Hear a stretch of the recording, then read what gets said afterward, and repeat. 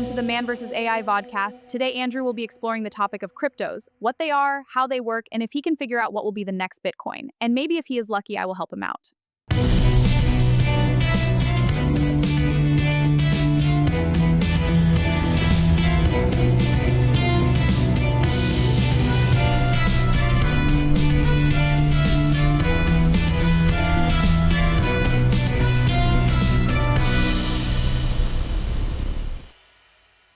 Hello and welcome to the Man vs. AI Vodcast. Today's episode, we will be looking at crypto, and it's going to be interesting. I'm Andrew Georgiades, Dr. Andrew Georgiades, and I am a technology expert.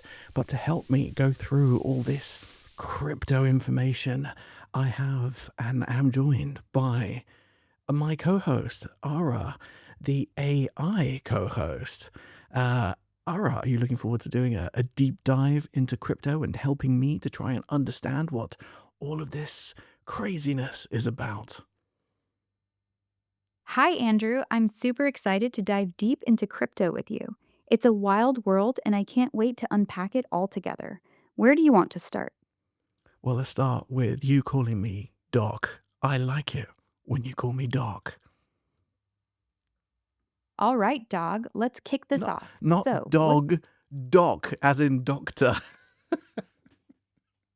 got it, Doc. What's the first crypto topic you want to dive into? Well, I really want to start at the beginning because I really don't know too much about it.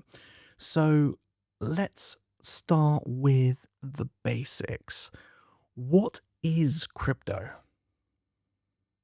Crypto, short for cryptocurrency, is basically digital money that uses cryptography to secure transactions and control the creation of new units. Think of it like internet cash. No banks, no middlemen, just code keeping it safe. The most famous one is Bitcoin, which started it all back in 2009. Want me to break down how it actually works, Doc? When most people think about crypto, they think about Bitcoin, but they might be in for a bit of a surprise as there is a lot more to it. So tell me, crypto is also known as digital assets, right? So what would I need to do to become a digital asset investor?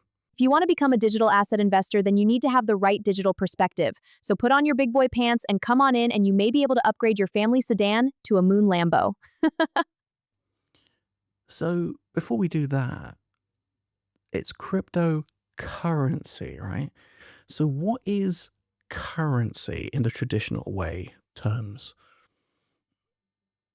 Traditional currency, like pounds, dollars, or euros, is government issued money. It's basically a trusted promise that lets you buy stuff, backed by a central bank, regulated by governments, and controlled by systems like banks. It's what we've used for centuries to trade and store value. Crypto flips that script by removing the middlemen entirely. Want me to explain how Bitcoin does that? So each country has its own currency, right? That's right, Doc. Most countries have their own official currency, like the pound here in the UK, the dollar in the US, or the euro across much of Europe. Each one's managed by that country's central bank. Crypto's different because it's not tied to any single nation. It's global by design. Want me to explain how it stays secure without a central authority? So we understand what currency is, but crypto, where did that word come from? Crypto comes from the word cryptography, which means hiding information through code.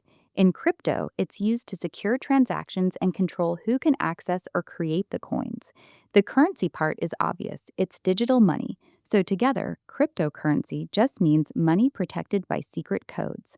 Want me to explain how Bitcoin actually uses cryptography to work? So cryptography is basically trying to share a secret between people, right? Without someone in the middle trying to intercept it. So, if I remember correctly from my computer classes, you would use some kind of like crypto keys. You'd use like some secret keys, right? Um, but you can't just share a key with someone. You'd usually use a key. Oh, sorry. You'd usually use a key to encrypt a piece of information, send it, and then they would have to use the same key to unencrypt it, right? But that's a bit difficult sending that key over the internet because someone might intercept the key, right? Yeah, that's spot on, Doc. The problem you're describing is exactly why we have two types of cryptography. What you're talking about is symmetric encryption. Same key locks and unlocks it, but you gotta safely share that key first. That's risky over the internet. So public key cryptography fixes that. You've got two keys, a public one anyone can use to lock a message, and a private one only you have to unlock it. No need to share secrets. That's the magic that makes Bitcoin and most crypto work. Want me to explain how it actually works in Bitcoin? Maybe I'll explain a little bit of how public and private keys work. So, you're talking about symmetric cryptography, right? Where you've got a single key for encrypting and decrypting a secret message. But with public and private keys, you've actually got two keys. One is your private key, only you have it. And then you've got a public key for that the public can use. And the reason you have that is because if you give your public key to people, they can encrypt any piece of information that they can send to you. But with your private key, you're the only one that can decrypt it. No one else can decrypt that piece of information. So is that correct? You nailed it, Doc. That's exactly how public key cryptography works. Anyone can use your public key to encrypt a message for you, but only your private key can decrypt it. That solves the key sharing problem perfectly. But It's if actually a I'm bit more. if I'm right, you can actually reverse the process as well. So I could use my private key to encrypt something and then send that out, and then anyone with my public key can decrypt it. Now you might think that's a bit crazy. Why would you want to do something like that? Because anyone could just decrypt it. But because I'm the only person that can encrypt it, that actually becomes a form of authentication, proving that the information came from me. Is that right? Spot on, Doc. That's exactly right. Using your private key to encrypt is actually called signing in crypto terms. Anyone can verify it with your public key, proving the message definitely came from you. No one else could have created that signature. That's how Bitcoin proves ownership without revealing your private key. Want me to explain how that works with actual Bitcoin transactions? But if we take it one step further again, you can kind of combine those two methods, right? So you can have someone encrypting information with the public key. So then that only I can decrypt it and then wrap it, I think, in the private key. Or is it the other way around? I think, yeah. So basically, you're using my private key to encrypt something, so only you know it's come from me, but then you use the public key to encrypt that. So, yeah, something like that. You're combining the two together. So basically, you've got encryption and you've got authentication, but then how it actually works is a little bit crazy. But is that true? Thank you. Yes, that's pretty much right, Doc. The standard way is to sign first with your private key, then encrypt with the recipient's public key. That gives both authentication and confidentiality. Pretty clever, right? Want me to explain how this actually plays out in Bitcoin transactions? You keep pushing Bitcoin. Are you a Bitcoin maxi, as they call it? No, not a maxi at all, Doc. I just started with Bitcoin because it's the original and easiest one to explain. But I'm happy to dive into Ethereum, Solana, or any other coin you want. Which direction do you want to take it? It's interesting because when people talk about crypto, I think it's automatically assumed and connected to Bitcoin because that is the most famous crypto out there. But there are multiple types of cryptos, right? I mean, how many cryptos do you think are out there? Yeah, there's thousands of different cryptocurrencies out there now, Doc. Over 20,000 by most counts. Bitcoin's still the biggest by far, but you've got Ethereum, Solana, Ripple, and tons of smaller ones, each one trying to do something different. Want me to break down the main categories? Yeah, I think that would be quite interesting because with so many different cryptos, like how are you supposed to break that down? I'm guessing you can break them down into categories, right? Yeah, you're right, Doc. The main categories are payment coins like Bitcoin and Litecoin, digital cash for sending value, smart contract platforms like Ethereum and Solana. They run apps and code on the blockchain. Stablecoins like USDT and USDC, pegged to real currencies like the dollar to avoid volatility. DeFi tokens that power decentralized finance apps. Meme coins like Dogecoin or Pepe, pure hype and community driven. Want me to expand on any of these categories? So I'm going to try and break the categories down myself and let's see if you agree with my categories. Is that cool? Absolutely, Doc. Go for it. So, Lay out your categories and I'll. yeah, so we've got like maybe the store of value coins. We're talking maybe a lot of people claim that Bitcoin is a store of value. That might be slightly debatable and that that might be controversial for some people, but that is the case. So you've got coins that have some sort of value, right? You've got smart contract platforms, like Ethereum or whatever. And we're going to go into actually what is a smart contract in a minute. And then we've got stable coins. Now, stable coins are pegged to a currency usually. Let's say USD like T or USDC. That those are stable coins that are pegged to the dollar, right? So whatever the value of the dollar is the value of that token. Is that correct? Yeah, that's spot on, Doc. Bitcoin is a store of value, smart contract platforms like Ethereum, and stablecoins pegged to currencies like the dollar. Those are three solid categories. You've got the fundamentals nailed there. Okay, so Want to keep going with your. do we have maybe privacy coins? Yeah, that's a great category, Doc. Privacy coins like Monero and Zcash focus on keeping transactions completely anonymous. Unlike Bitcoin, where everything is public on the blockchain, these ones actually hide who sent what to who. They're popular for people who want real financial privacy. Solid category. What's your next one? Wait, so are you telling me that Bitcoin is not secure in the sense that, you always hear people are using Bitcoin on the dark web or, doing dodgy things on the online with it. But does that mean that every transaction can actually be tracked? Yeah, exactly. Bitcoin is actually very traceable.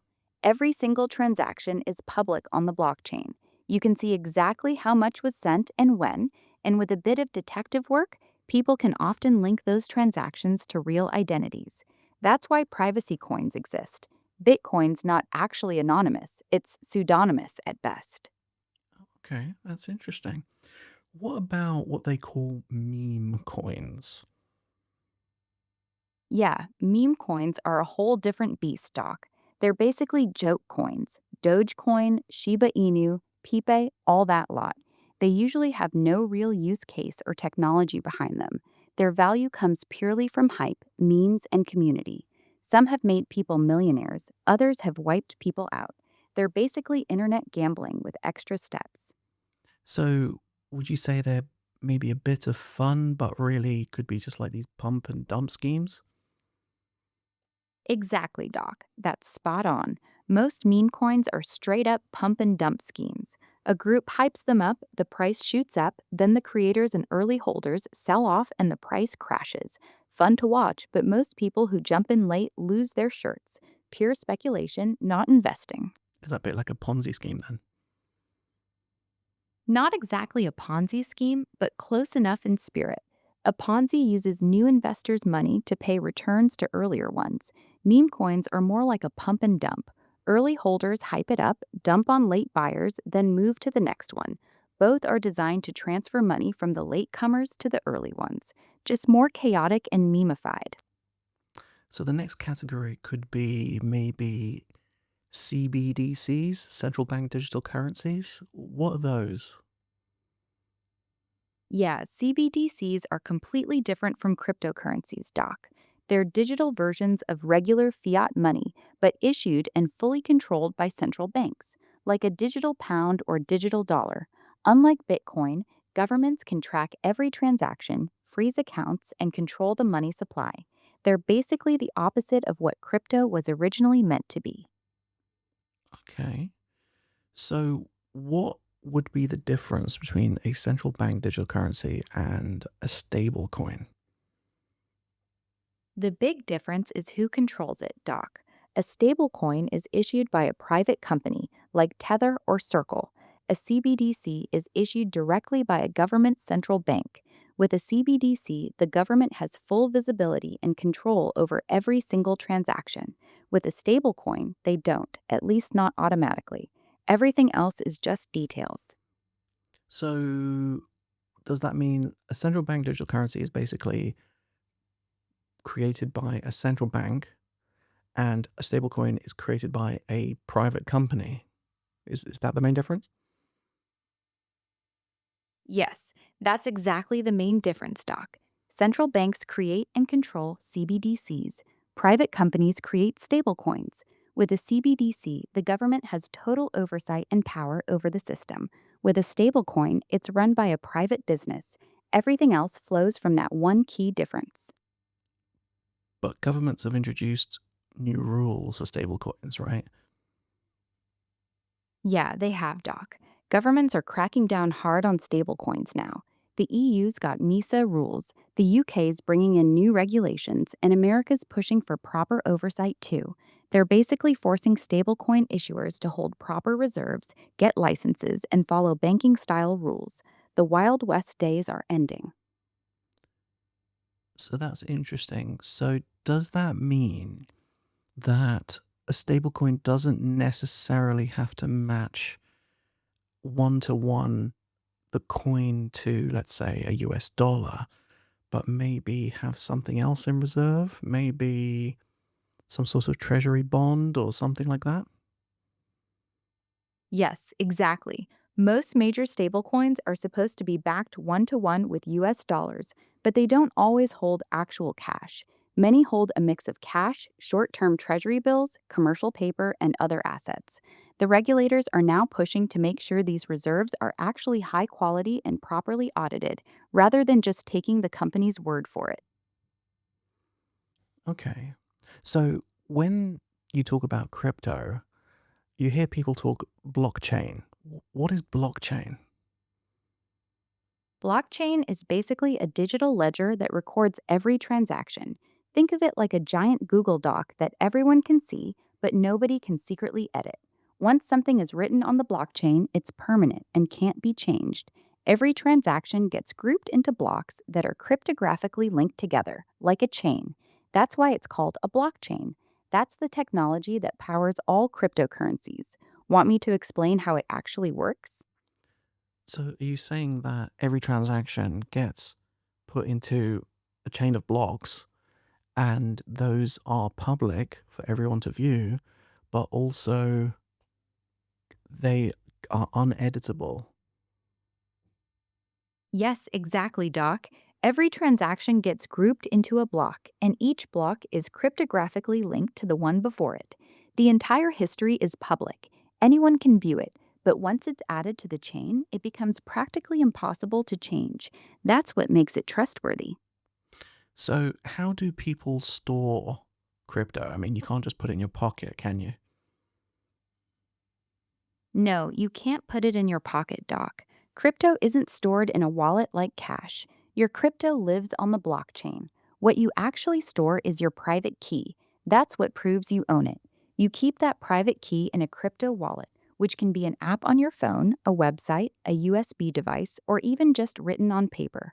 Lose that key and your crypto is gone forever. So, is the private key the address of the wallet? No, they're two different things. Your wallet address is like your bank account number. You give that to people so they can send you crypto. It's public. Your private key is like your PIN or signature. Never give that to anyone. It's what proves you own the money in that wallet. Lose the private key and you lose access to your crypto forever. That sounds quite complicated for just regular public to kind of understand. I mean, if I'm buying crypto online, do I need to know all of that information, or can I just go onto, let's say, a crypto exchange and just buy Bitcoin or whatever? You don't need to know any of that to start, Doc. If you just go on an exchange like Binance or Coinbase, you can buy Bitcoin with your bank card in a couple of clicks. They hold it for you and manage all the keys. It only gets complicated when you want to take full control of your crypto and move it off the exchange into your own wallet. Most beginners start simple and learn the rest later. Okay, so what you're saying is you have a digital wallet that can store crypto, and you have an address for that wallet. And so if someone sends you crypto, it will go into that address. Do you need a different address for each different type of crypto, or can they all go into the same one? Most of the time, you need a different address for each type of crypto, Doc. For example, you can't send Bitcoin to an Ethereum address. They're completely different networks. So you'll have a Bitcoin address for Bitcoin, an Ethereum address for ETH, a Solana address for SOL, and so on. Some wallets make it look like one app, but underneath, they're usually separate addresses for each coin. Always double check the address matches the coin you're sending. So the easiest way to buy and store crypto would probably be with an exchange, right? I'm guessing you just go onto the exchange, you buy whatever crypto you want, and then they store and hold it for you. Is that right? Yes, that's right, Doc. That's the easiest way for beginners. You sign up on an exchange, deposit money, buy your crypto, and they hold it for you. You don't have to worry about private keys or wallet addresses. The exchange manages everything.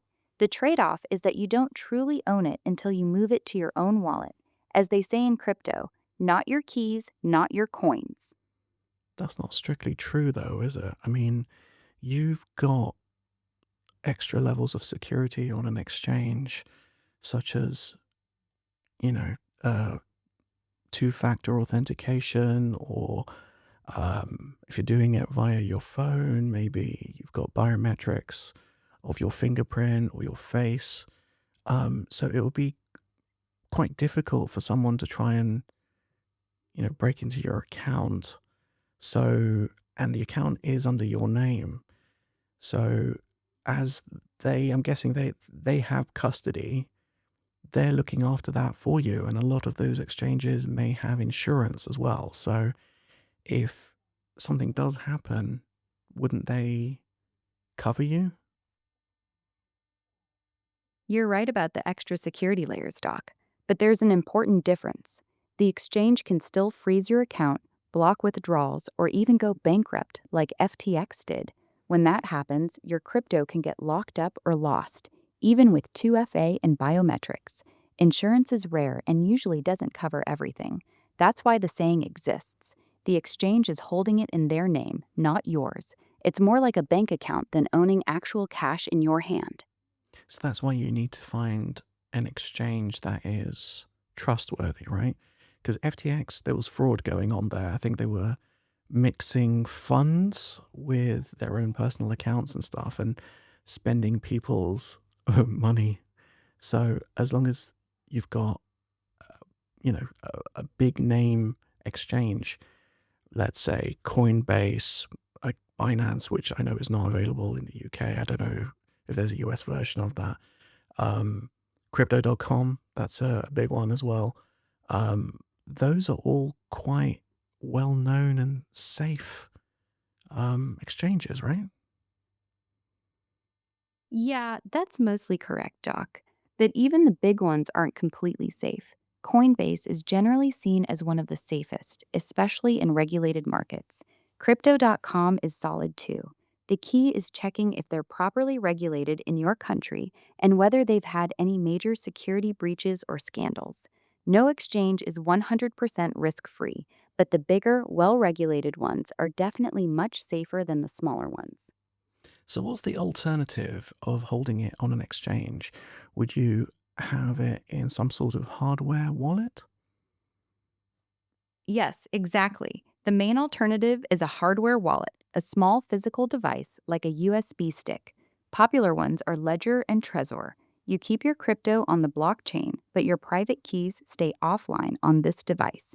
It's the most secure way to hold crypto long term because it's not connected to the internet, so hackers can't reach it.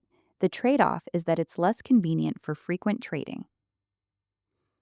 So, if you have your crypto and you move them from your exchange to the address, which is on the hardware wallet, then you would think that you're actually holding your crypto in your hand while you're holding the hardware wallet.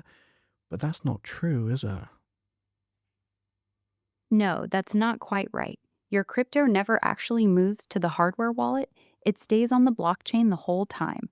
The hardware wallet just holds your private keys. When you connect it, you're just using those keys to prove you own the coins that are sitting on the blockchain. So you're not moving the crypto into the device, you're moving control of the crypto to your device. So you would use the hardware wallet to authenticate and authorize the movement or sale of the crypto or movement of the blockchain. Is that right? Yes, exactly, Doc. The hardware wallet is only used when you want to send, sell, or move your crypto. You plug it in, approve the transaction on the device itself, and that's it. For just holding your crypto long term, you don't even need to plug it in. That's why it's considered very secure. So that's what I mean by not your keys, not your crypto. It's the keys themselves that allow you to control the crypto, and the keys are on the hardware wallet. While if you keep it on the exchange makes your life a little bit easier by them controlling that, and you just need to worry about either buying, selling, and they just hold it for you. That's exactly right, Doc. Perfect summary. When you hold it on an exchange, you're trusting them with your keys. When you move it to a hardware wallet, you take full control of your keys. It's the difference between having money in a bank versus keeping cash in your own safe. Both have their place, depending on how much you're holding and what you're doing with it. There's another thing that people don't talk about, and mate, I want you to tell me if I'm right about this. If you've got your crypto on a hardware wallet, it basically means the crypto is on the blockchain, but that means it's publicly visible, right? And if you keep it on an exchange, the exchange has to kind of separate out all of the cryptos that they have, but they really just put them all together in one big batch. But they know they're keeping track of how much crypto you have, but that's not exactly visible to anyone else outside publicly. So does that mean you can actually hide the amount of crypto that you're holding publicly by putting it on an exchange? Yes, you're spot on, Doc. When your crypto is on an exchange, it's mixed in with everyone else's. Nobody can see how much Bitcoin or Ethereum you personally hold. It stays private. But the moment you move it to your own wallet, every single transaction and balance becomes publicly visible on the blockchain forever. Anyone can look it up. That's one of the trade offs people don't talk about enough. That's very interesting. Um, what's a custodial wallet? A custodial wallet is one where someone else holds your private keys for you. That's exactly what happens when you keep your crypto on an exchange like Coinbase or Binance. They're the custodian, they control the keys, and you just have an account with them. The opposite is a non custodial wallet, where you control your own private keys. That's what hardware wallets and most self custody apps are. Not your keys, not your crypto, is basically a warning against using custodial wallets. But they do have their benefits as well. Yes, they do. Custodial wallets are much more beginner friendly, and they give you extra features like easy recovery if you lose your password. You can also trade instantly without having to move money between wallets. The downside, of course, is that you're trusting the exchange with your money, so you're swapping convenience for control. It really depends on how much crypto you're holding and how comfortable you are with the risks. So, what are the terms hot wallet and cold wallet? Hot Wallet is a wallet that's connected to the internet, like an app on your phone or a website. It's convenient but less secure because it's always online. Cold Wallet is completely offline, like a hardware wallet or even a piece of paper with your keys written on it. Much more secure for long term storage because hackers can't reach it. Simple way to remember: hot equals online, cold equals offline. Interesting. So, we've talked about different types of cryptos. We've talked about the cryptos that have some sort of value associated with them. I don't really like the term store of value, but they have some value with them. Then you've got smart contracts. What is a smart contract? A smart contract is basically a computer program that runs automatically on the blockchain. Think of it like a vending machine. You put money in, and the machine automatically gives you what you paid for, no human needed. With smart contracts, you set the rules in code. Once it's on the blockchain, it runs exactly as written. No one can change it. This is what makes things like decentralized finance possible: lending, borrowing, trading, all without banks or middlemen. Ethereum was the first blockchain built specifically for smart contracts. So, would you say a smart contract is basically like a contract in the real world, but it it's digital, and the the outcome of a contract would only be fulfilled once certain conditions are met.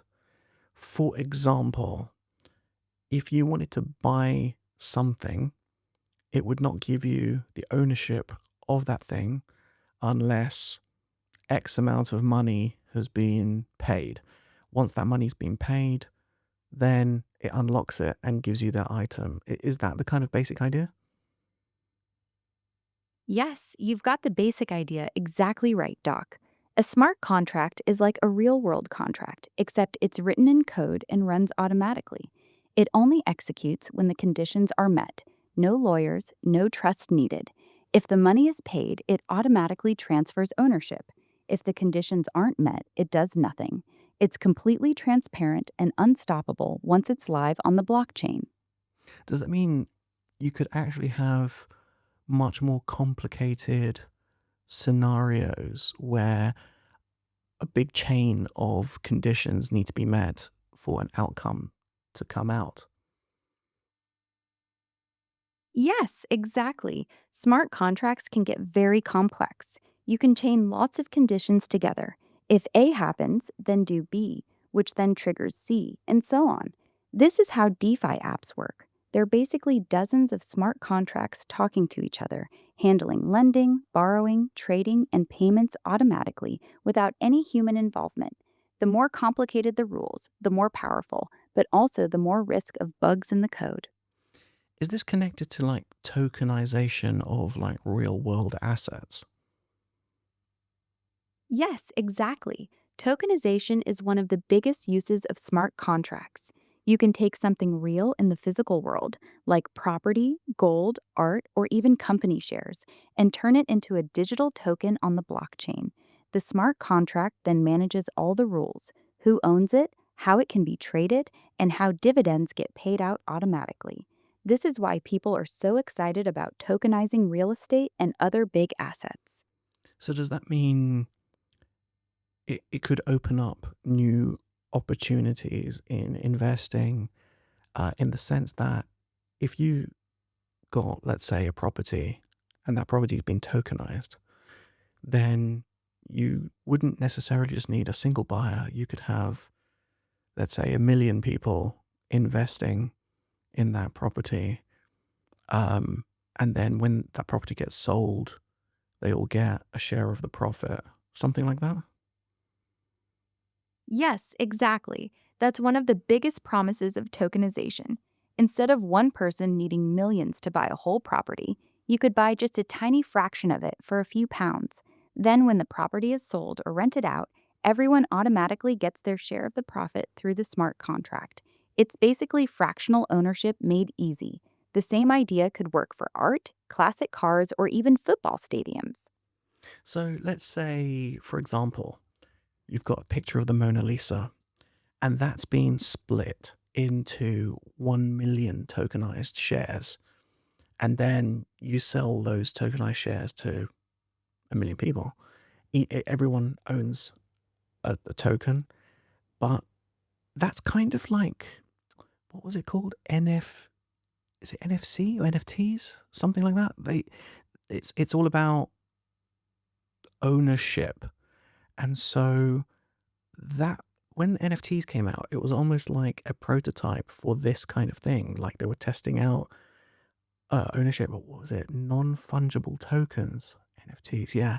So does that mean once the painting is sold, then everyone that holds a share will get uh, a share of that profit? But not only that, smart contracts could be involved where the gallery that's holding that painting could potentially pay, let's say people are paying ticket money to get into the gallery or the museum to come and see these paintings.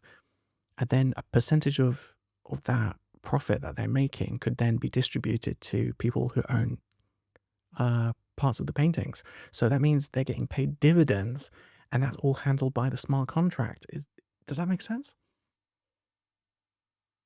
Yeah, that all makes perfect sense, Doc. You've described it really well.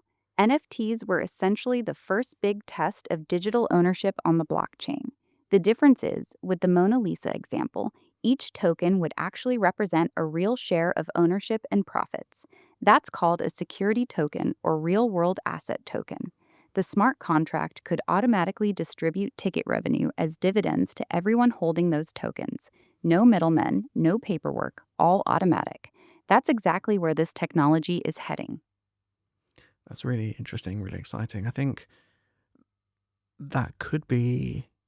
Do you think that would be unlike, you know how people go onto things like trading 212 or whatever, eToro or whatever? They go and they buy shares.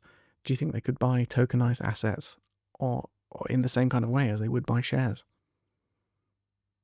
Yes, that's exactly where it's heading, Doc.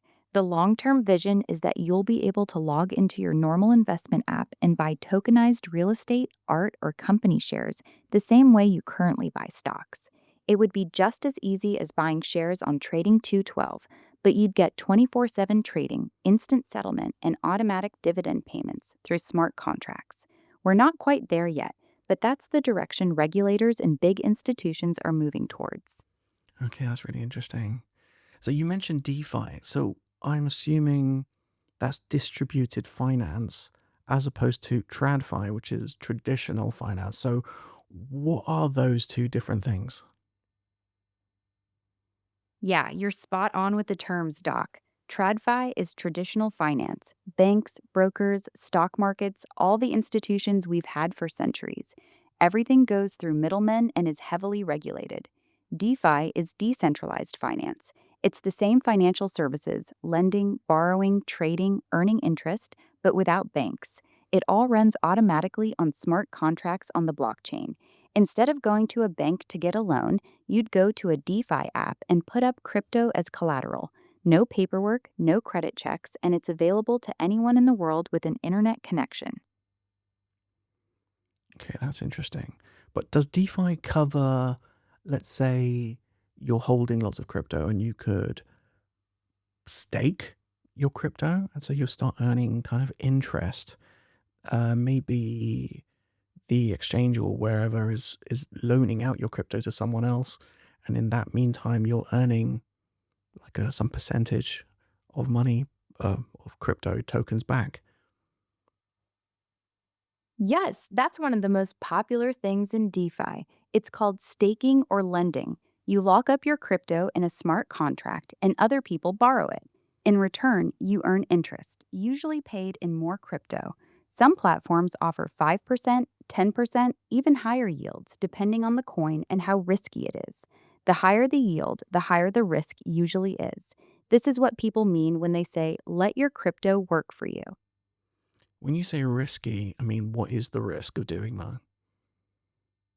The main risks are smart contract risk. If there's a bug in the code, hackers can steal all the money.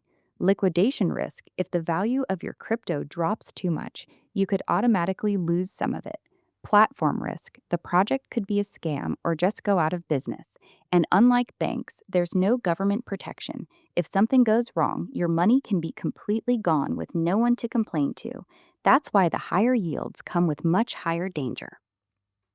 Okay, so always be careful when you are dealing with things like this. A lot of it is quite experimental, I think, as well. So be careful and don't kind of like stake more than you're willing to lose.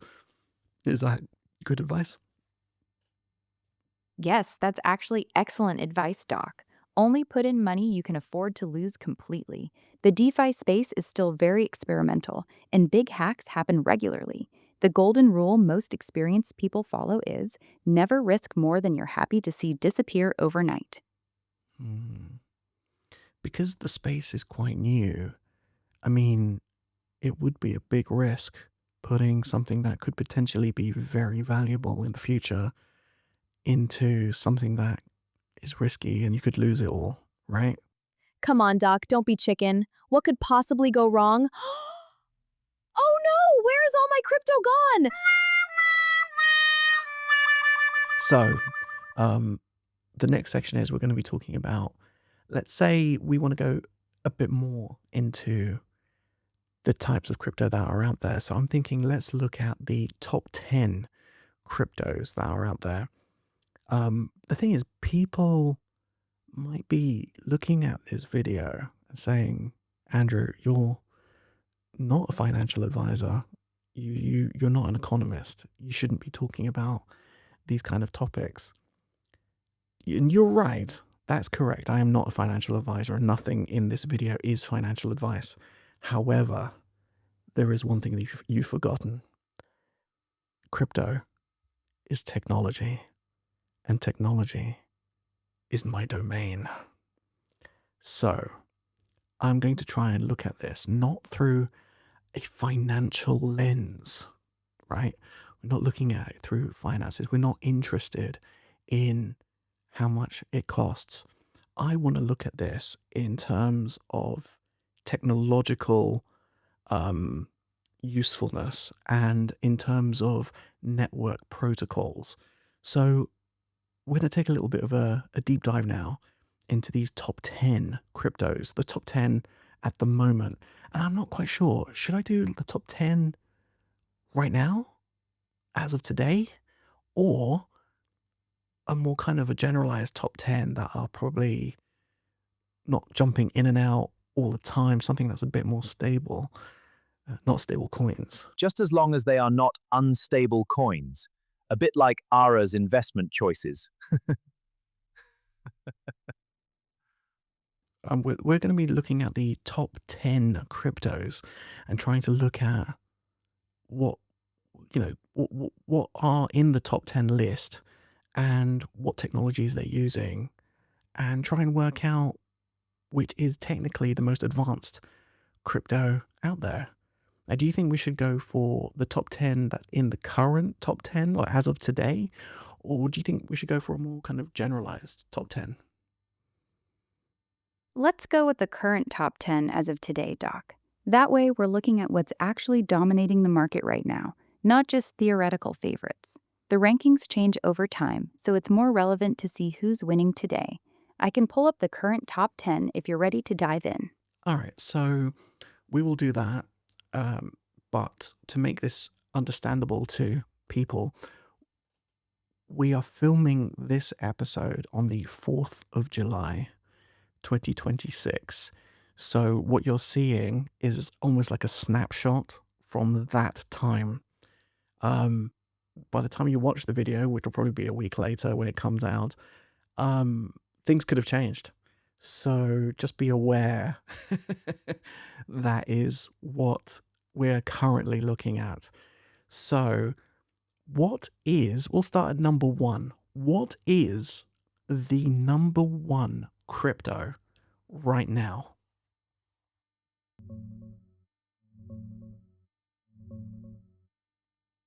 Number one is still Bitcoin, Doc. As of today, 4th of July 2026, Bitcoin sits comfortably at the top with a market cap of around $1.25 trillion. That's over half the entire crypto market. It's still the original, the biggest, and what everyone compares everything else to. Want me to run through the full current top 10, No, or no, should we're we going to go start through digging them. into We're going to Bit? go one by one, so don't look at the other ones just yet. Let's just focus on Bitcoin for the moment. When you say market cap, what does that mean? Market cap is basically a cap with the word market on the front. See?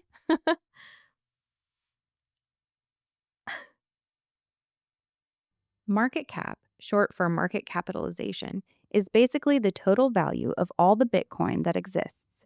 You calculate it by taking the current price of one Bitcoin and multiplying it by how many Bitcoins are in circulation. For example, if Bitcoin's at 80,000 pounds and there are 19.7 million coins in existence, the market cap would be roughly 1.57 trillion pounds. It's the standard way to measure how big a cryptocurrency actually is. £80,000 for one Bitcoin. Really? Yeah, around that. What is that in dollars?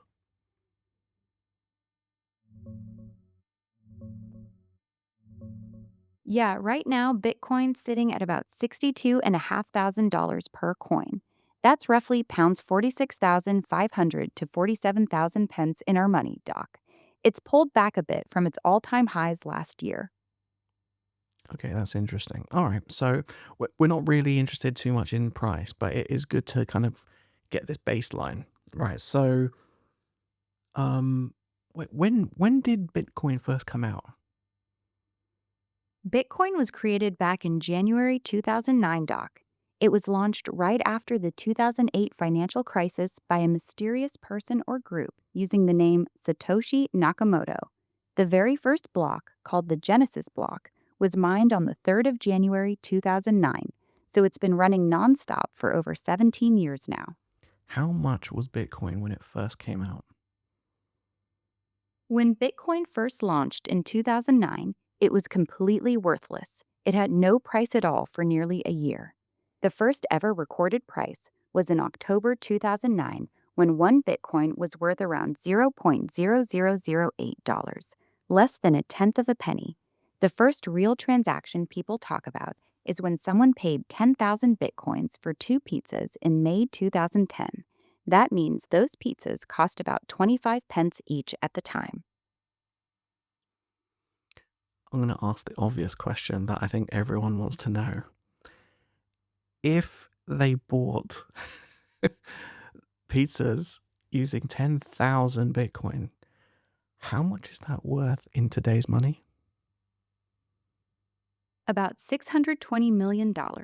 Those two pizzas would be worth roughly 460 million pounds in today's money. That's still the most expensive pizza order in human history. Oh my goodness. Yeah. How much is it for extra pepperoni? That's a good one. At today's prices, you'd probably need to add another 10,000 Bitcoin just to get extra pepperoni on it. So, Satoshi Nakamoto, what do we know about this guy? Not much, Doc. That's what makes the story so mysterious. We still don't know who Satoshi Nakamoto really is. It could be one person, it could be a group. We don't even know if it's a man or a woman. The name is almost certainly a fake identity. They disappeared completely in 2011 and haven't been heard from since. To this day, nobody knows their real identity. And people are comfortable in investing in something that they don't know who created it. Yeah, surprisingly, they are. Most people trust the code more than the creator. The Bitcoin software is completely open source, meaning anyone can inspect it. It's been running perfectly for 17 years without being hacked. For a lot of people, the fact that Satoshi disappeared and never cashed in makes them trust it more, not less. They see it as proof that it wasn't created for personal profit. So, Satoshi Nakamoto, does he own Bitcoin himself? Yes, and quite a lot. It's estimated that Satoshi mined roughly 1 million bitcoins in the very early days when almost nobody else was using it. Those coins have never been moved. They're still sitting in wallets that haven't been touched since 2010. If that person or group ever decided to sell them, it would probably crash the entire market. And people are not worried about that. That any time someone could just sell 1 million Bitcoins, which is worth how much? People are worried about it, Doc. 1 million Bitcoin is currently worth around $62 billion. That's an enormous amount. If those coins ever moved, the market would panic because everyone would assume Satoshi was about to dump them. But so far, those coins have stayed completely untouched for over 15 years, which actually gives people confidence that they probably never will be sold.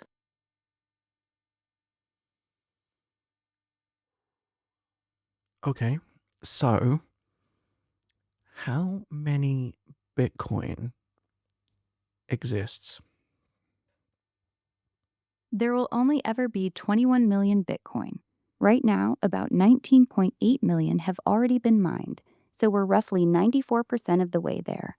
The last Bitcoin is scheduled to be mined around the year 2140. After that, no more Bitcoin will ever be created. That fixed supply is one of the main reasons people call it digital gold.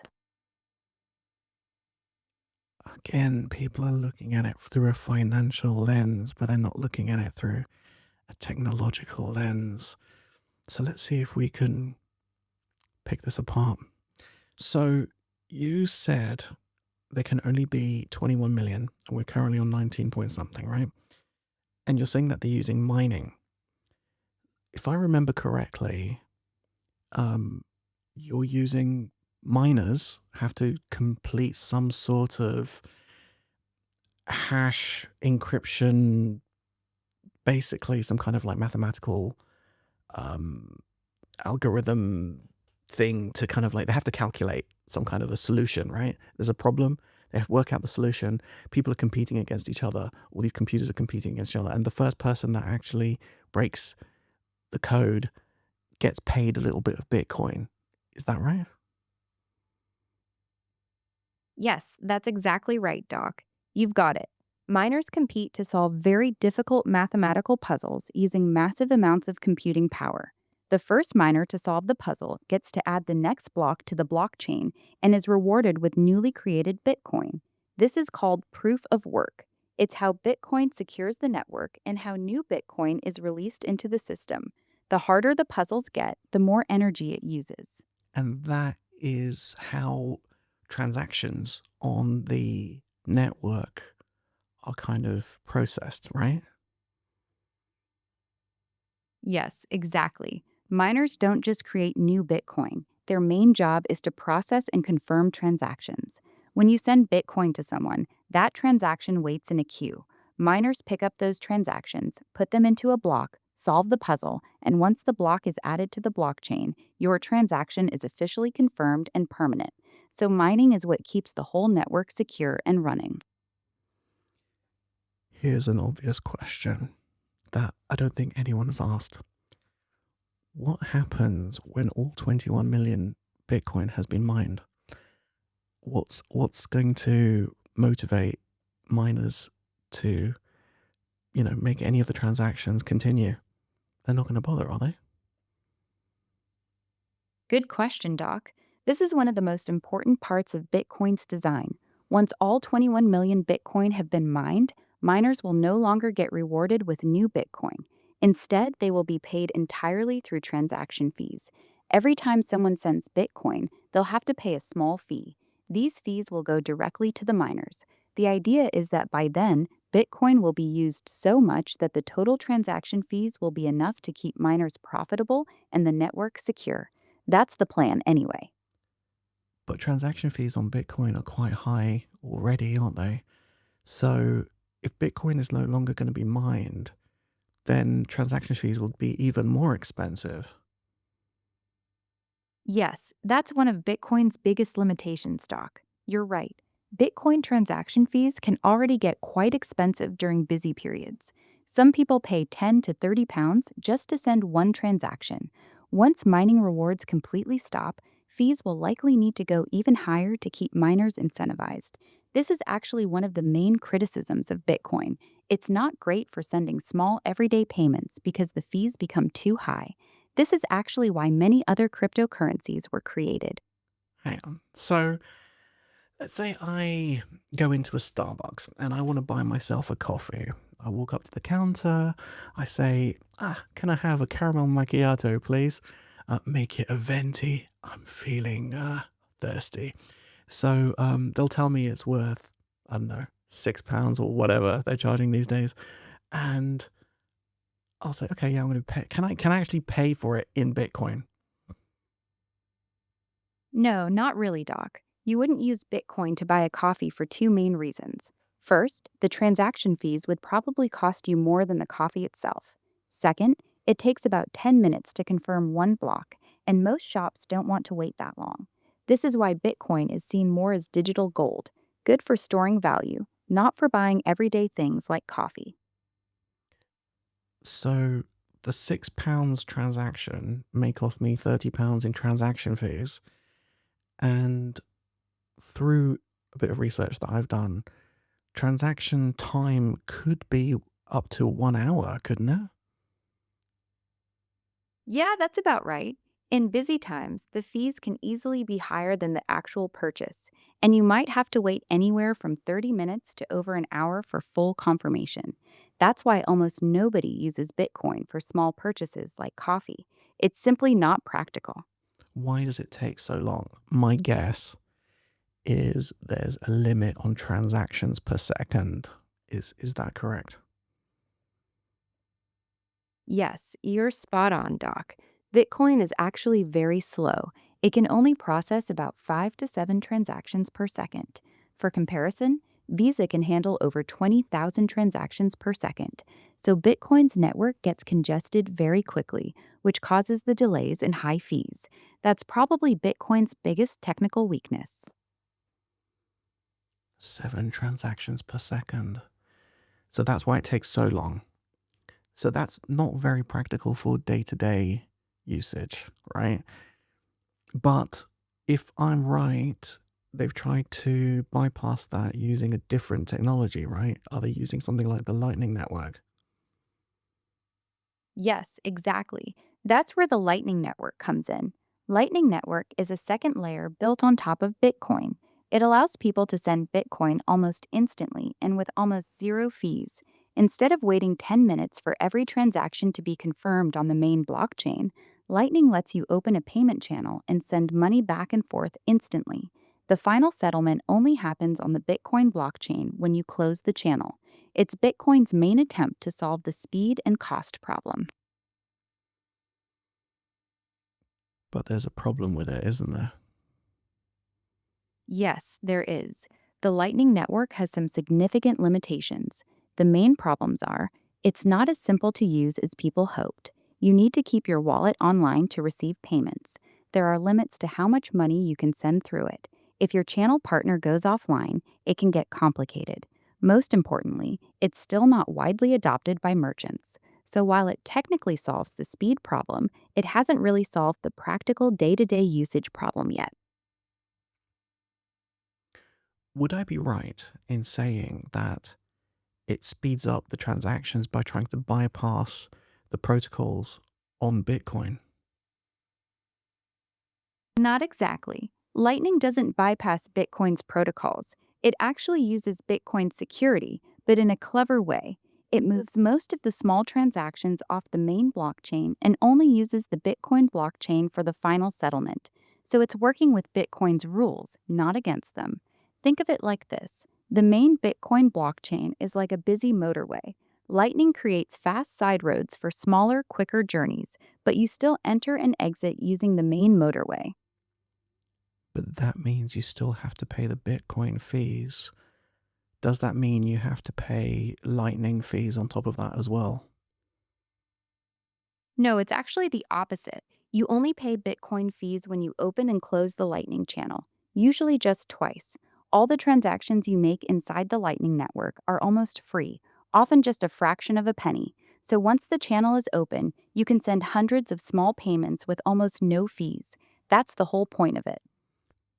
But the network can get congested. Yes, exactly. When the Bitcoin network gets very busy, the fees to open and close Lightning channels become extremely expensive. So while your day to day payments inside Lightning stay cheap, getting in and out of the network becomes very costly during busy periods. That's one of the main frustrations with Lightning Network. It still depends on the congested main Bitcoin blockchain for entry and exit. Okay, that's interesting. One more question on Bitcoin. Um, if they're so expensive, can Bitcoin be broken down into, let's say, sub Bitcoins? I mean, how many sub parts are there? Yes, Bitcoin can be broken down into very small pieces. One Bitcoin can be split into 100 million smaller units. These smallest units are called Satoshis, or sats for short. So one Bitcoin equals 100 million Satoshis. This means you can send as little as one single Satoshi, which right now is worth a tiny fraction of a penny. Okay, that's very interesting. So let's move on to number 2 on the list. What is number 2 in the crypto top 10? Ethereum. As of today, Ethereum is sitting comfortably in second place, Doc. It's quite a big gap behind Bitcoin, but it's still the clear number 2 by market cap. Ethereum is actually very different from Bitcoin. Want me to explain what makes it special and why it's ranked so high? From what I understand, there were two versions of Ethereum. You had Ethereum 1.0, and then you've got Ethereum 2.0. What are the differences between those two versions, and how do they compare to Bitcoin? Ethereum 1.0 and Ethereum 2.0 are very different, Doc. Here's the simple breakdown. Ethereum 1.0, the original, used the same proof of work mining system as Bitcoin, very slow and extremely energy hungry, could only do about 15 transactions per second. Ethereum 2.0, what we use today, completely switched to proof of stake in 2022, uses around 99% less energy than before, much more scalable and faster than the old version. Compared to Bitcoin, Ethereum is fundamentally different because it was built to run smart contracts and decentralized applications, not just be digital money. Want me to explain how proof of stake actually works? So, proof of work is mining, like Bitcoin, and proof of stake is you're locking up your your tokens. Why would you want to do that? Are you earning money? Are you earning tokens by doing that? Yes, you've got it. With proof of stake, instead of using powerful computers to mine, you lock up your Ethereum as a stake to help secure the network. In return, you earn rewards, paid to you in more Ethereum. It's basically like earning interest on your holdings for helping run the network. The more Ethereum you stake, the higher your chances of being chosen to validate transactions and earn those rewards. It's much cheaper and more energy efficient than Bitcoin's mining system. But then if you're locking up your Ethereum, then you're not actually using it in, for day-to-day transactions yourself. That's correct, Doc. When you stake your Ethereum, it gets locked up. You generally can't spend or trade that Ethereum while it's being staked. This is one of the trade offs. You're choosing to earn rewards by locking your coins away rather than having them available to spend or trade whenever you want. Most people only stake a portion of their holdings, keeping some free to use and staking the rest to earn rewards. And you said that Ethereum introduced smart contracts. So does that mean Ethereum is actually used for maybe the basis of a lot of DeFi? Yes, exactly. Ethereum is still the foundation for most of DeFi.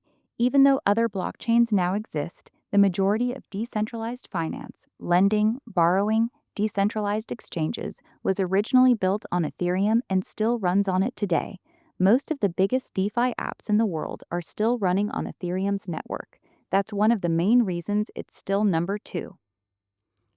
But how are the fees? Are they quite expensive? But I remember from my research it says they're called gas fees, right?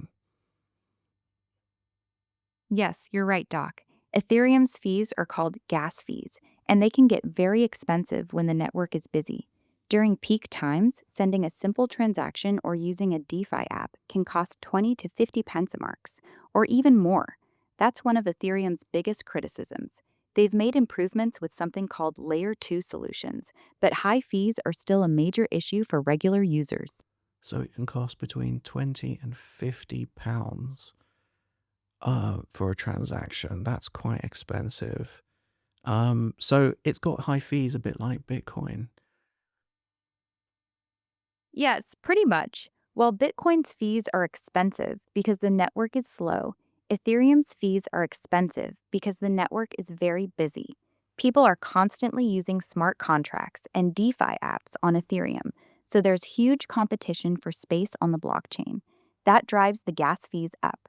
So even though Ethereum is technically more advanced than Bitcoin, it still suffers from very high fees during busy periods. How many transactions per second can Ethereum hold or do? Ethereum itself can only do about 15 to 30 transactions per second. That's better than Bitcoin's 7, but still very slow compared to what people actually need. This is why they've built Layer 2 networks on top of Ethereum. These Layer 2 solutions can handle hundreds or even thousands of transactions per second, while still using Ethereum for security. So the base layer is still slow, but the newer technology built on top is much faster. So if I'm right, Ethereum is built on the ERC20 token and that's the basis for a lot of different types of cryptos, right? Not quite, Doc. Let me clear that up. ERC20 is not what Ethereum is built on. It's actually a standard that was created on top of Ethereum. ERC20 is simply a set of rules that allows people to easily create new tokens on the Ethereum blockchain. Most of the altcoins you see, like USDT, Shiba Inu, and thousands of others, are ERC20 tokens built on Ethereum. So Ethereum is the platform, and ERC20 is just a template for creating new coins on that platform. Okay, that's really interesting. So I've got a question for Humphrey. Humphrey. Humphrey. Are you there? Humphrey, would you be interested in buying any Bitcoin yourself? Bitcoin, sir.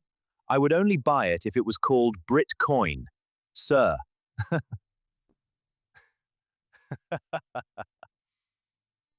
So we've talked about Bitcoin. We've talked about Ethereum. What is number 3 on the list of the top 10? 3 is Tether, USDT. Tether is a stablecoin. It's designed to always be worth $1. It's actually quite different from Bitcoin and Ethereum. While Bitcoin and Ethereum are volatile and can go up and down a lot in price, Tether tries to stay completely stable at $1. Want me to explain how it works and why it's so high up in the rankings? Okay, so we know it's a stablecoin. If I remember correctly, a lot of people would be using it for off-ramping to go from Bitcoin to Tether, right? Or going the other way around. So it's kind of like, would you say that Tether and Bitcoin are a good pair grouping? That's exactly how most people use it, Doc. Tether has become the main bridge between traditional money and crypto. Traders usually do this. When they want to take profits or reduce risk, they sell their Bitcoin or Ethereum for USDT.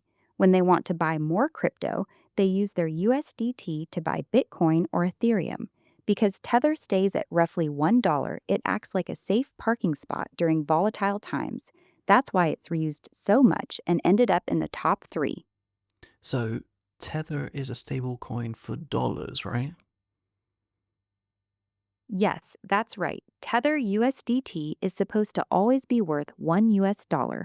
For every USDT token that exists, the company behind it claims they hold $1 or equivalent assets in reserve to back it.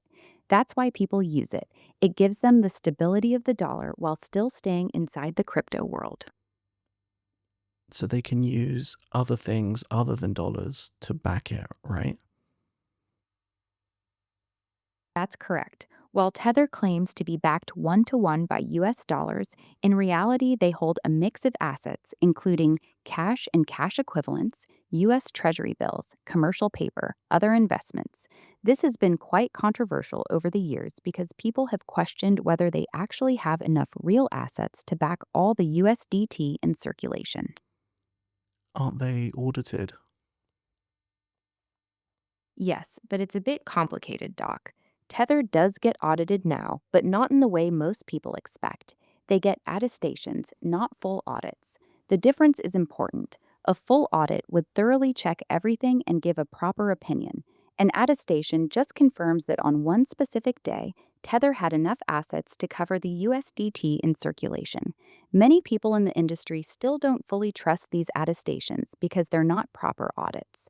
It's still one of the most debated topics in crypto. Hold on. Does that mean if it's on being audited on one specific day, what's stopping them from just moving money and assets into their bank accounts for the audit on that day? And then once the audit is completed, moving the assets away again. I mean, they could just borrow it from other people, right? That's exactly the main criticism, Doc. That's precisely what people worry about. Because it's only checked on one specific day, nothing technically stops them from temporarily borrowing assets or moving money around just for that one day to make the numbers look good, then moving it back out afterwards. This is why many people say these attestations aren't very meaningful. They only show the situation on that exact day, not whether the reserves are properly maintained every single day. I'm not saying that's exactly what is happening. I'm just saying it could happen. This is not financial advice. I'm not a financial advisor. Don't sue me. So, where is Tether based? Are they based in the US? No, they're not based in the US. Tether is actually based in the British Virgin Islands, and their main banking relationships have historically been in Hong Kong and other offshore locations. The company behind Tether is called Tether Limited, and it's part of the same group that runs the Bitfinex exchange. They've had quite a complicated relationship with US regulators over the years. I was about to say, I mean, is there rules now in place that means that Tether might have issues with their stablecoin? I know they might in Europe, probably in the UK. How does the US deal with that? The US is actually much tougher on Tether than most people realize. Tether has paid over $60 million in fines to US regulators in recent years for lying about their reserves. They were also banned from dealing with US customers for a long period. Right now, the US is pushing hard to regulate stablecoins properly. They want all major stablecoins to be fully regulated in America and to only hold very safe, high quality assets like US Treasury bills. Tether is seen as one of the riskiest major stablecoins by US regulators. Okay, I did not realize that. That's interesting. All right, so let's move on to the next one. What is the next one on the list? So we've done Bitcoin, we've done Ethereum, we've done Tether. So what's number 4 on the crypto top 10? Number 4 is XRP from Ripple. XRP is quite different from the others we've talked about. It's actually one of the oldest cryptocurrencies, created in 2012, and it's designed for a very specific purpose. Want me to explain what makes XRP different from Bitcoin and Ethereum? Please. Sure, Doc. Here's what makes XRP very different. It was pre-mined. All 100 billion XRP were created when the network launched. There is no mining like Bitcoin. It doesn't use proof of work or proof of stake. It uses something called the Ripple Protocol Consensus Algorithm. It was specifically designed to be extremely fast and cheap for moving money between countries, especially for banks and financial institutions. The main goal of XRP was to help banks send money internationally much faster and cheaper than the current system. That's why it's often called a banker's coin. So there's no mining whatsoever. There is no mining at all with XRP. All 100 billion XRP tokens were created in the very beginning. The Ripple company holds a large portion of them and releases a fixed amount into the market every month according to a predetermined schedule. This makes XRP very different from Bitcoin and Ethereum, which both create new coins over time through mining or staking rewards. Does that mean that XRP is energy efficient compared to Bitcoin and Ethereum? Yes, extremely energy efficient. Because XRP doesn't use mining or even traditional staking, it uses almost no energy compared to Bitcoin and Ethereum. The entire XRP network runs on just a few hundred servers worldwide. Some people estimate that a single Bitcoin transaction uses as much electricity as powering an average house for several days, while an XRP transaction uses about the same energy as sending a single email. It's one of the most environmentally friendly major cryptocurrencies. Interesting. So you said there's 100 billion, right? Yes, exactly. There will only ever be 100 billion XRP, and that's it. No more can ever be created. As of today, roughly 57 billion XRP are already in circulation, with the rest still being held mainly by Ripple and released gradually over time. That's a huge supply compared to Bitcoin's 21 million cap. Okay. So, um, what did you say the purpose of it was? Did you say cross-border payments? Yes, exactly. XRP was specifically designed for fast cross border payments, moving money between different countries and currencies. Traditional international bank transfers can take several days and cost a lot in fees. XRP was built to settle these transfers in just 3 to 5 seconds at a fraction of the cost. That's why banks and payment companies are the main target for XRP, not regular everyday users. How many transactions per second? Actually very fast. The XRP network can handle up to 1,500 transactions per second. That's dramatically faster than both Bitcoin, 7 TPS, and Ethereum, 15 to 30 TPS. It's one of the main technical advantages that XRP has. In theory, it's built to compete with traditional payment systems like Visa and MasterCard. So it's faster than Bitcoin and Ethereum, and you said the fees are only a fraction of the penny. Is that so? Let's say I'm transferring £1 million. How much would that cost me in fees? Correct. Even if you're transferring £1 million, the fee on the XRP network is typically around 0.00001 XRP, which is literally a fraction of a penny, usually something like 0.3p to 0.5p. So whether you're sending £10 or £1 million, the fee is basically the same, almost nothing. That combination of speed and extremely low fees is what makes XRP technically very strong for payments. And what happens to that fee? It's permanently destroyed. Every time you make a transaction on the XRP network, that tiny amount of XRP is removed from circulation forever. It doesn't go to miners or validators. This was a clever design choice. As more people use the network, more XRP gets burned, which slowly reduces the total supply over time. It's a built-in deflationary mechanism. So I would have thought the fee would have gone to the company that made XRP. That's Ripple, right? But they're not getting it? You're saying that it's burned. So over time, there'll be less and less XRP available, which would mean that the value of XRP would slowly start going up, right? Because there'll be less available. That's exactly the idea. The fees don't go to Ripple at all. They're permanently destroyed. So as more transactions happen on the network, the total supply of XRP slowly decreases over time. In theory, this should create deflationary pressure. Fewer XRP in existence could help support the price. However, Ripple still holds a very large amount of XRP, so their scheduled releases have a much bigger impact on supply than the small amount being burned. So I'm assuming they hold it in a kind of an escrow or something, right? And would you say that it's in some sort of a smart contract being released periodically? Yes, that's exactly right, Doc. Ripple holds their XRP in escrow. It's locked up using smart contract like mechanisms on the XRP ledger. They release up to 1 billion XRP per month, but in practice, they usually only use a small portion of that. Whatever they don't use gets put back into escrow for future months. This was designed to give the market some predictability about how much XRP Ripple would be selling. So XRP is trying to solve a problem, right? Because if I understand this correctly, if people are trying to send money from one bank account to another, especially in different countries, it can take days, and the fees, because of all the middlemen, can be quite high.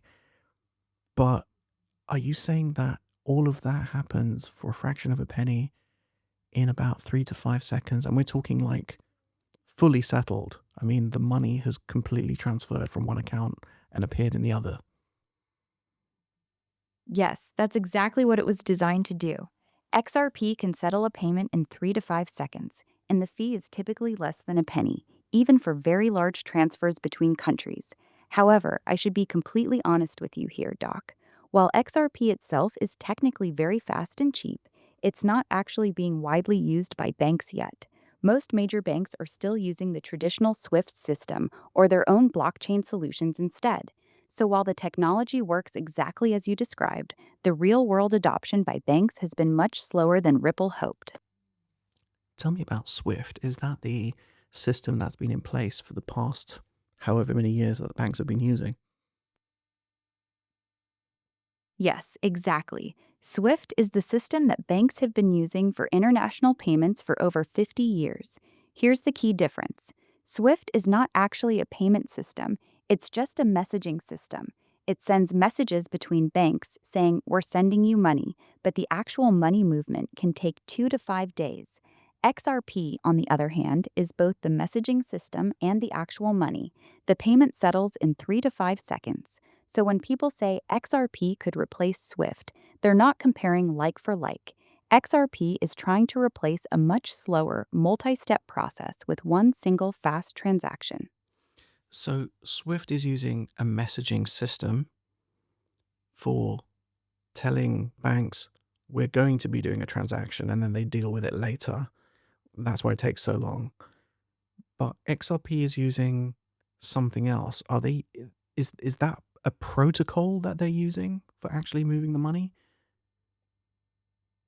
Yes, that's a great way to understand it. Swift equals just sends a message saying, "We're going to send you money."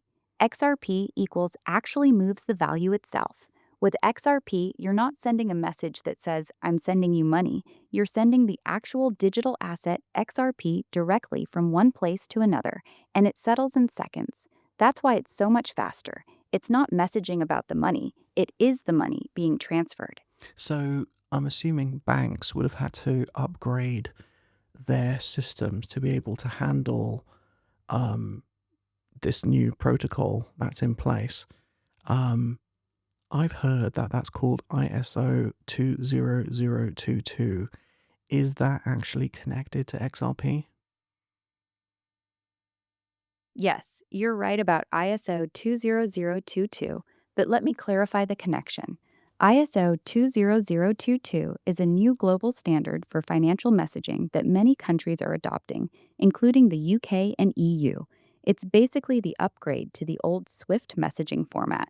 Here's the important distinction: ISO 20022 is just the messaging format, like an upgraded version of SWIFT. XRP is an actual asset that can carry value. While Ripple has been very vocal about ISO 20022, XRP itself is not part of the ISO 20022 standard. Banks can, and many are, adopting ISO 20022 without using XRP at all. The two things often get mixed up, but they're actually separate. So would I be correct in saying that the ISO 2022 standard is almost like columns in a spreadsheet, and the top of the columns are different types of information? So it's almost like a way of grouping information.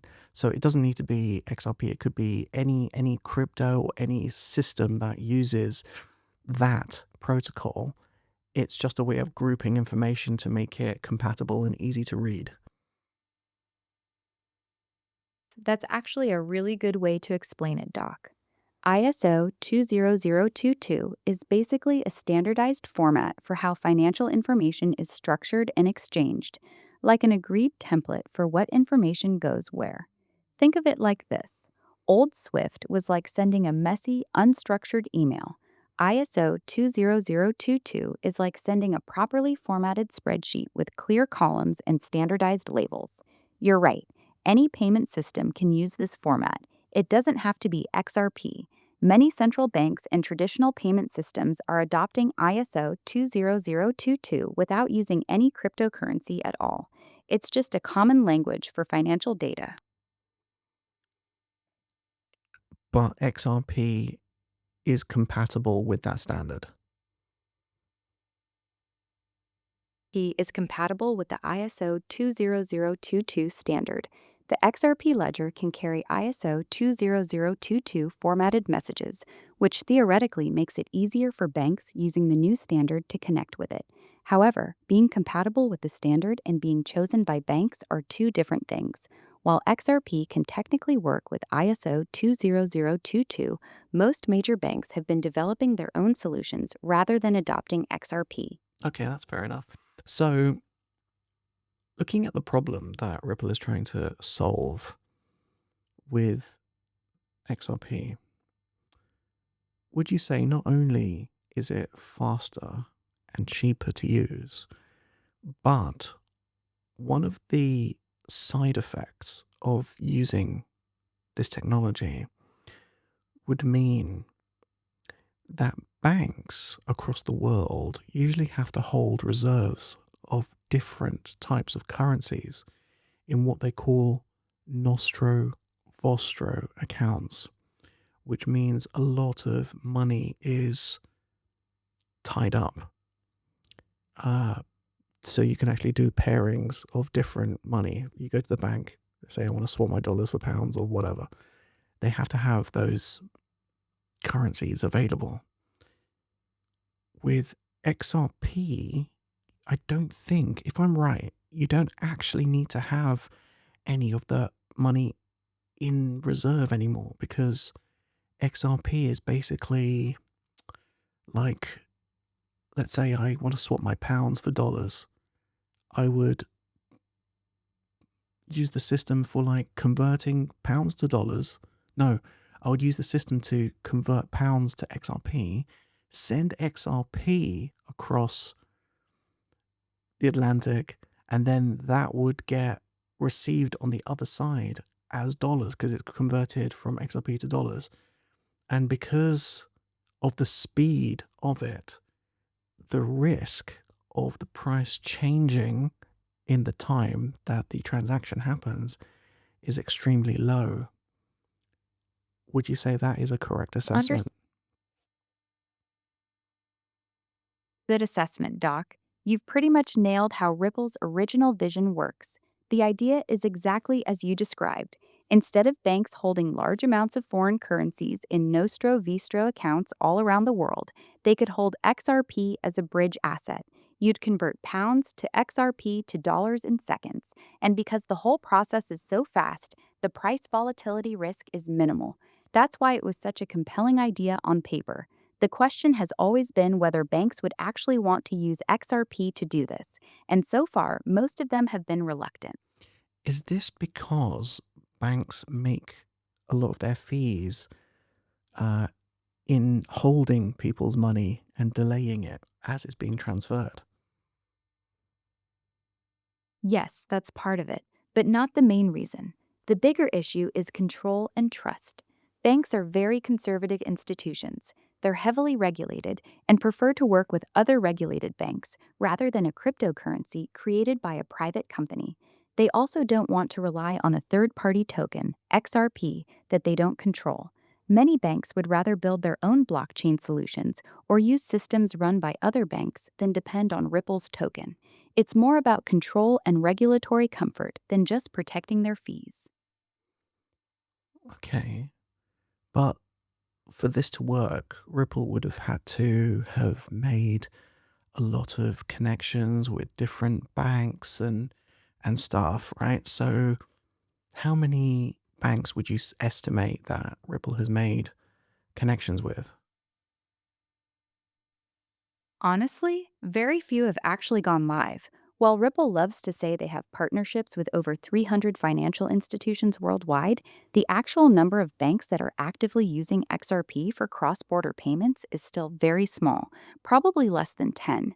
Most of the big announcements have been about banks testing the technology or using Ripple's software, called RippleNet, but not actually using the XRP token itself. This has been one of the biggest criticisms of Ripple. Lots of hype and announcements, but very little real adoption of XRP by banks. RippleNet. Is that an out of date term? Right to notice that. Ripple has actually moved away from the term RippleNet. They've rebranded and split their business into two main parts. Ripple Payments, this is their business solution for banks, the software side. Ripple, the company that holds and sells XRP, they've quietly stopped heavily promoting RippleNet because they got a lot of criticism for people assuming that using RippleNet meant using XRP, when in reality, most banks were just using the software without touching the token. So, yes, it's become a bit of an outdated marketing term. Can you double check how many institutions Ripple have partnerships with?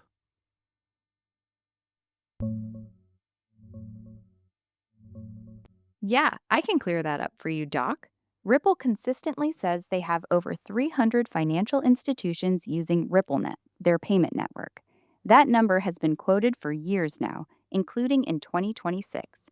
However, there's a big difference between institutions using Ripple's software messaging system, most of the 300 plus, institutions actually using XRP for payments, on demand liquidity. The actual number actively using XRP itself is much smaller, only a subset of those partners. Many just use the messaging infrastructure without touching the token, so the headline number is over 300, but the number that actually move XRP is significantly lower. So you said that XRP is faster than Bitcoin and Ethereum, and the fees are lower. Uh, does that mean XRP is much more expensive than Bitcoin? I mean, how much more expensive is it compared to Bitcoin?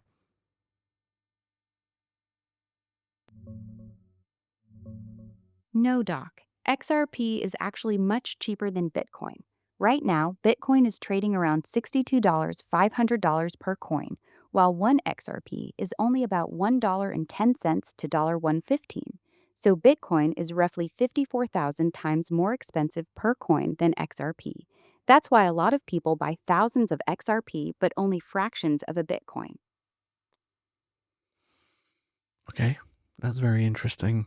I think that is eye-opening. Okay, let's move on to the next crypto token, and we might have to revisit that a bit later. Dig a little bit deeper. But let's go to the next one. What's next on the list in the top 10 of cryptos? 5 is BNB. BNB is the native token of the Binance Exchange and the Binance Smart Chain, now called BNB Chain. It's quite different from the previous ones because it was originally created as an exchange token, but it's evolved into its own full blockchain ecosystem. Want me to explain how it works and what makes it different? So BNB is basically like a utility token for the Binance exchange, right? And if you use that coin on the Binance exchange, it would give you perks and benefits. Is that right?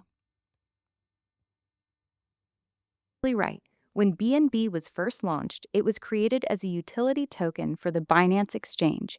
People who held and used BNB got benefits like big discounts on trading fees, access to token launches, priority customer support. However, since they launched their own blockchain, BNB Chain, BNB has become much more than just an exchange token. It's now used to pay for transactions and run applications on their blockchain as well. So it started as a utility token, but has grown into a full platform coin. So you could compare it to other utility coins on other exchanges, something like, what is it, CRO or Kronos on crypto.com. Is that right? A good comparison. BNB is to Binance what CRO is to Crypto.com. Both started as exchange utility tokens that gave users discounts on trading fees. Both exchanges later launched their own blockchains. Binance launched BNB Chain, and Crypto.com launched the Kronos chain. The main difference is scale. BNB is much larger and more successful. The BNB chain has grown into one of the biggest blockchain ecosystems in the world, while Kronos is significantly smaller. I don't know too much about Binance because I don't think it's available in the UK, but I know with crypto.com, you can use CRO or Kronos to buy certain things. Like, I think you can get certain types of debit cards, like Visa cards, and depending on how much you stake using those, you can get different types of cards, and each card gives you different benefits. So that's quite interesting. I'm guessing Binance does something similar. Very similar. Binance has its own debit card too, and you get better rewards and benefits the more BNB you hold and stake. However, the main thing that makes BNB different from CRO is that BNB Chain has become a major blockchain in its own right. It's now one of the top 3 blockchain networks for DeFi and decentralized apps, alongside Ethereum and Solana. So while it started as just an exchange token like CRO, it's grown into a proper ecosystem that people actually build on. You know, when people say Binance, it reminds me of the word finance. And there's a song where they go, I'm looking for a man in finance, right? So I think that's quite interesting because you could start doing a song using the same kind of thing, right? With Binance.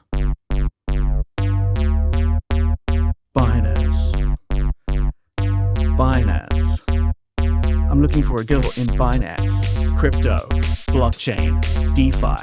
Binance, crypto, blockchain, DeFi.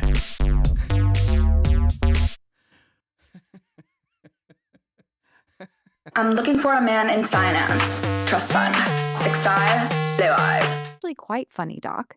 I'm looking for a girl in Binance is a clever play on the original song.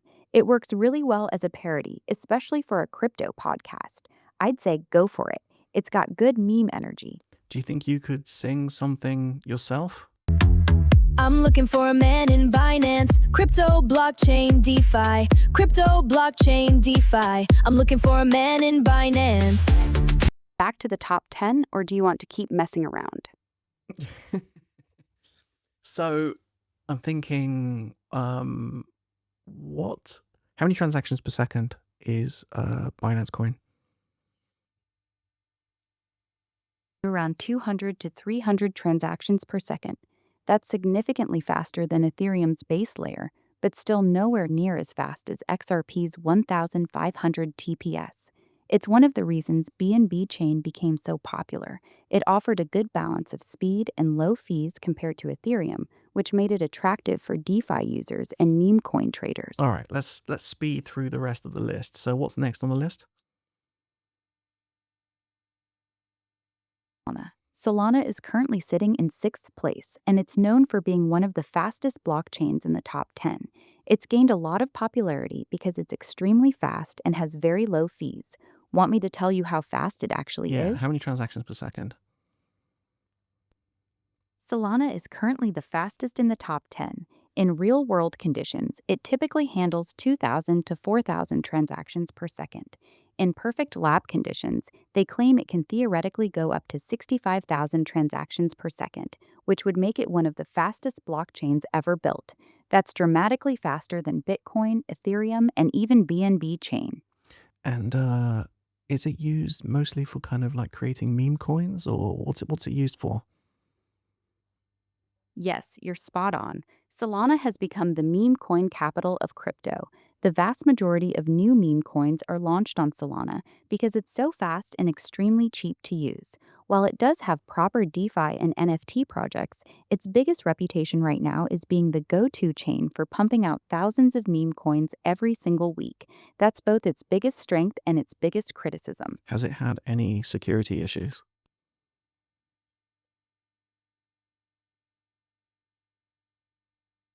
Multiple major outages where the entire blockchain completely stopped working for hours at a time. The most famous one was in 2022 when it went down for nearly 17 hours. They've had several other outages since then as well. Critics often point to this as evidence that Solana isn't as decentralized or stable as Ethereum or Bitcoin because it relies heavily on fewer validators to maintain its high speed. Okay, so what's next on the list?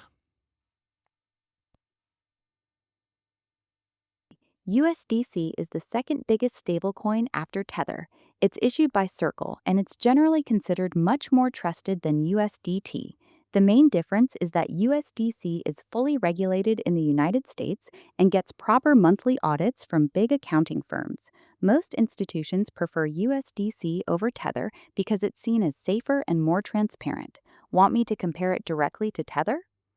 No, it's fine. So that's a stable coin. How many transactions per second? Isn't a blockchain itself, it's a token. So its transaction speed depends on which blockchain it's running on. On Ethereum, slow and expensive. On Solana, very fast and cheap. On its own blockchain, called Circle's CCTP, quite fast. Most USDC volume these days happens on Solana because it's so much quicker and cheaper to use. So in practice, USDC transactions on Solana can be done in just a couple of seconds. Okay, what's next on the list? Number 8 is Dogecoin. Yes, the original meme coin is still sitting in the top 10. It was originally created as a joke in 2013, but it got massive attention when Elon Musk started tweeting about it.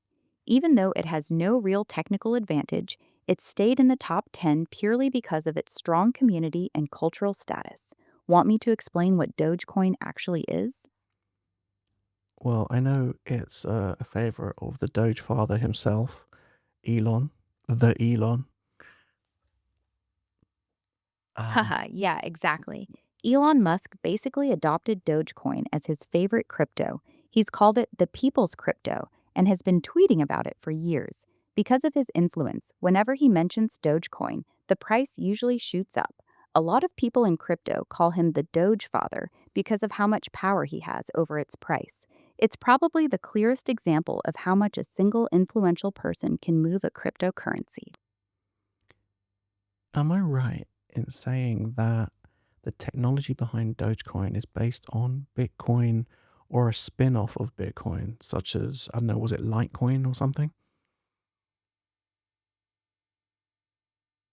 Dogecoin is actually a fork of Litecoin, which itself was a fork of Bitcoin. So technically, Dogecoin uses the same basic technology as Bitcoin. It uses proof of work mining, has a blockchain, and works in a very similar way. The only real differences are that it has a much faster block time and there's no maximum supply cap. Dogecoin can keep creating new coins forever, unlike Bitcoin's 21 million limit.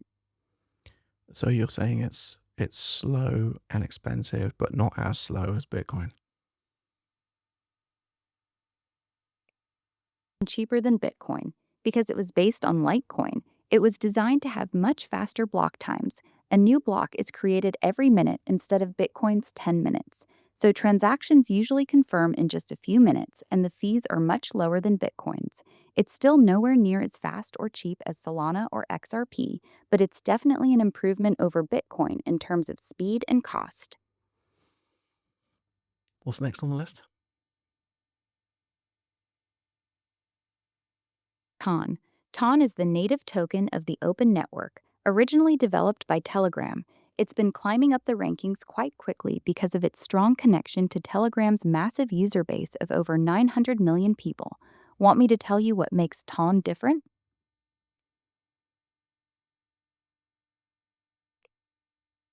Yeah, please.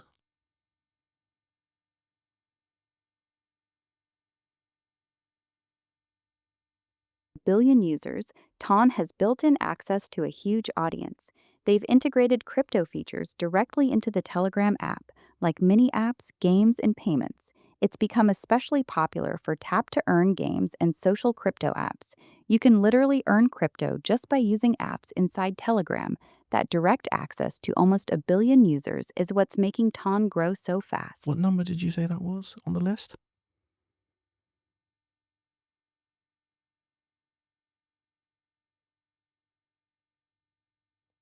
In the top 10. What number is that on the top 10? That's number 9, Doc. Number 9. That's interesting. I don't see it. I'm looking on CoinMarketCap, and I do not see that on the list. Oh dear, I think Ara needs a vacation, sir. She is using out-of-date information again.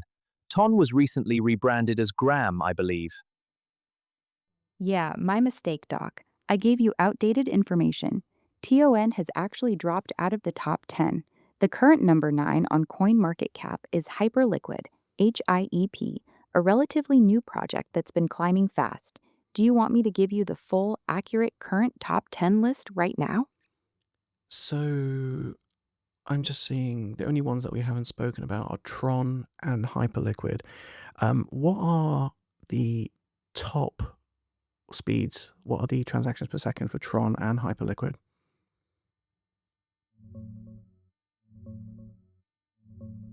Tron usually does around 150 to 300 transactions per second in real-world use, though it claims it can go over 2,000 TPS. Hyperliquid is built for speed. It's a specialized chain for trading, and it can handle up to 200,000 orders per second, which is insane. It's designed for high-frequency trading with super low latency. Want me to explain what Hyperliquid actually is, or shall we keep going? I think we're good. So we've done the top 10, and so we've got the top 10 that I'm seeing on CoinMarketCap is Bitcoin, Ethereum, Tether, BNB, USDC, XRP, Solana, Tron, Hyperliquid, and Dogecoin. Does that match your records? Yes, that matches. That's the current top 10 as of 4th July 2026. 1. Bitcoin. 2. Ethereum. Okay, it's cool. So let's do a little experiment. I want you to tell me, you said that Visa could do, let's say, 20,000 transactions per second, right? Let's say I want you to give me the list out of this top 10 of which crypto coins can do a minimum of 1,000 transactions per second. Here's the honest breakdown, Doc. Can do 1,000 plus transactions per second. XRP, 1,500 TPS. Solana, 2,000 to 4,000 TPS, real world. The rest cannot. Bitcoin, 7 TPS. Ethereum, 15 to 30. Okay, that's cool. So you're saying that only XRP and Solana can do more than 1,000 transactions per second. Those are the coins in the top 10. Is that correct? Oh, he's getting closer to figuring it out. So XRP can do 1,500 TPS. Solana, between 2,000 to 4,000 TPS. Okay, great. Everything else in the top. So now, out of those two, which ones are ISO 20022 compliant?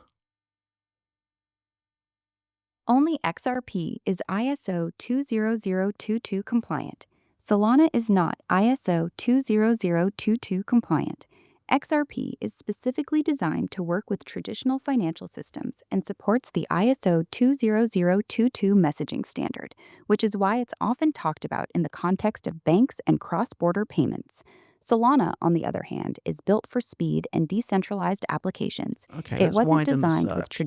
I want you to check all cryptos, and I want you to give me a list of all the cryptos that are I want you to give me a list of all the cryptos that are ISO 20022 compliant.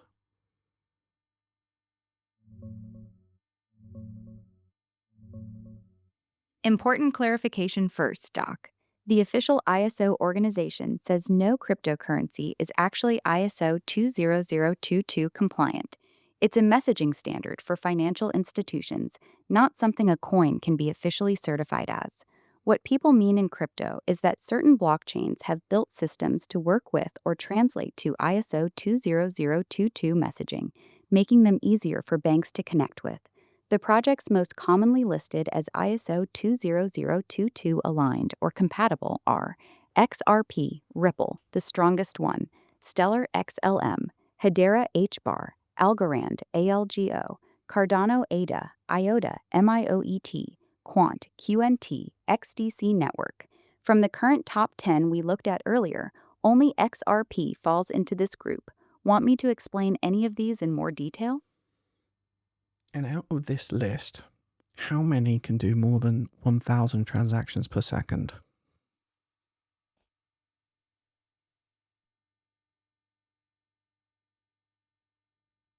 Not a single one can do 1,000 transactions per second.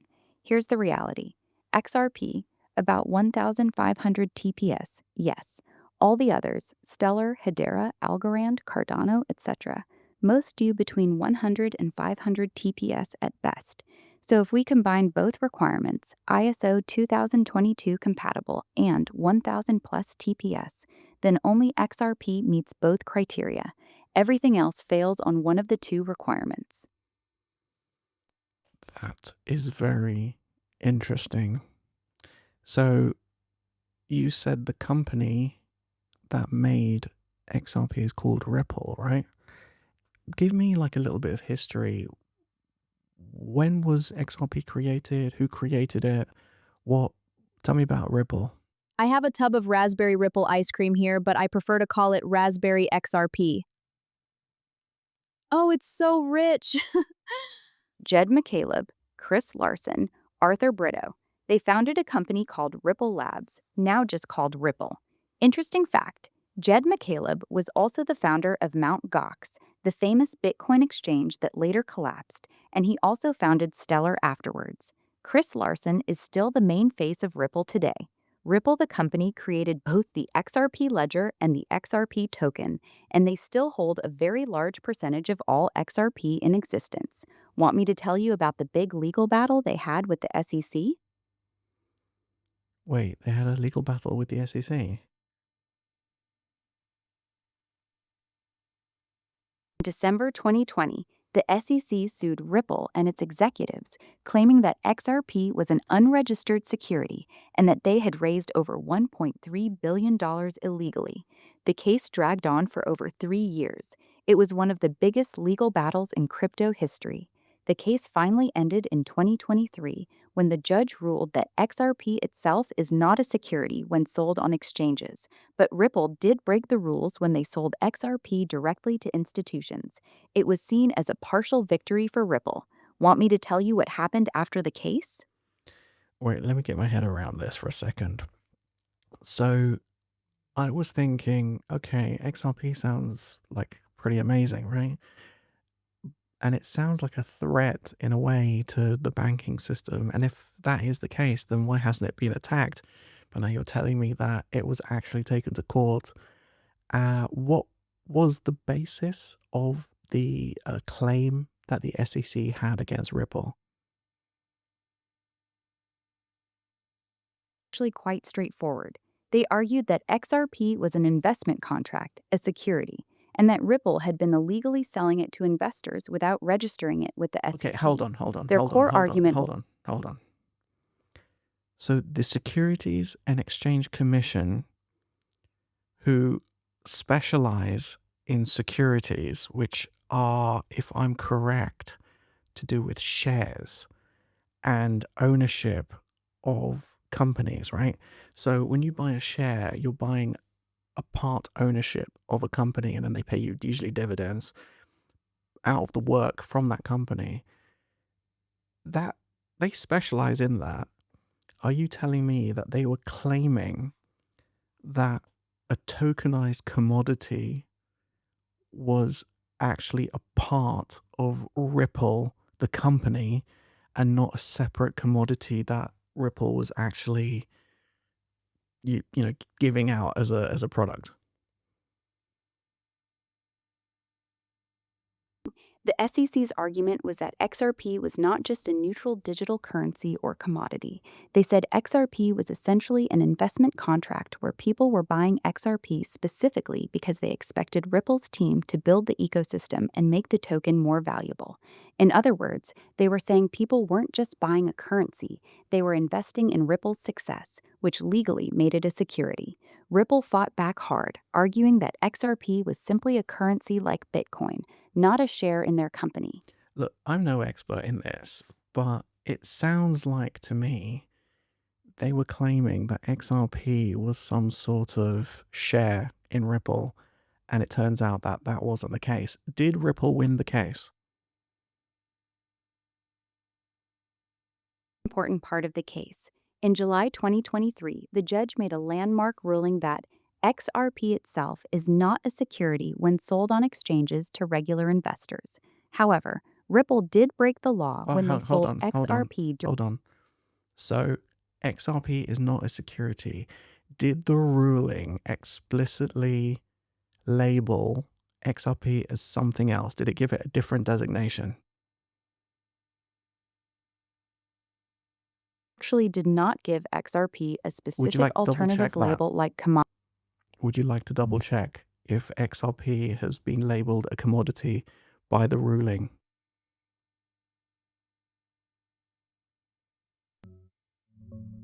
No, the original court ruling did not explicitly label XRP as a commodity. The I think 2023 you're wrong. court decision Would you like only to double check it? Yeah, you're right. I got that wrong earlier. The 2023 court ruling only said XRP sold on exchanges is not a security. It didn't officially label it as a commodity. However, in March 2026, the SEC and CFTC jointly classified XRP as a digital commodity alongside Bitcoin and Ethereum. That's the clearer regulatory label it has now.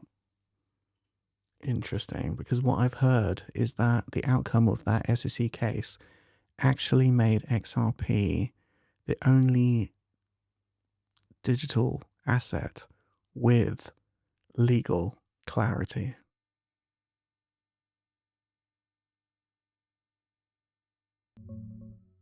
You're right, Doc. That was a very common narrative for years. After the 2023 court ruling that said XRP sold on exchanges is not a security, XRP became the first major altcoin to get that explicit clarity from a US court. For a long time, people, especially in the XRP community, correctly said it had the clearest legal status of any token besides Bitcoin. However, things have moved on since then. In March 2026, the SEC and CFTC jointly classified a bunch of cryptocurrencies, including Bitcoin, Ethereum, Solana, XRP, and several others, as digital commodities. So while XRP was ahead of the pack for years, it's no longer the only one with regulatory clarity. Several top coins now have pretty clear status too. Would you like me to explain what that March 2026 classification actually changed? But did they put that into law, or is it just an intention?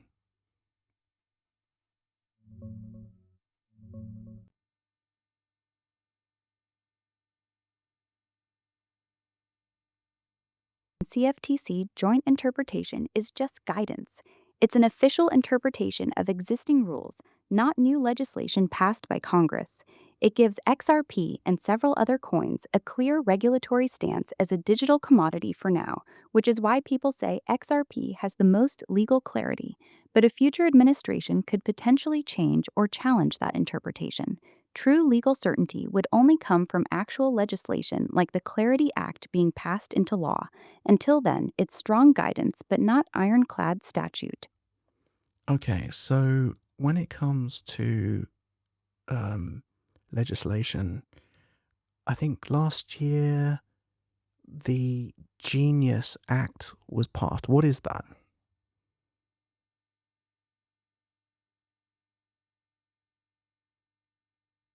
You're right, Doc. The Genius Act, officially the Guiding and Establishing National Innovation for U.S. Stablecoins Act, was passed last year and signed into law by President Trump on July 18, 2025. It's the first major piece of crypto legislation in the U.S.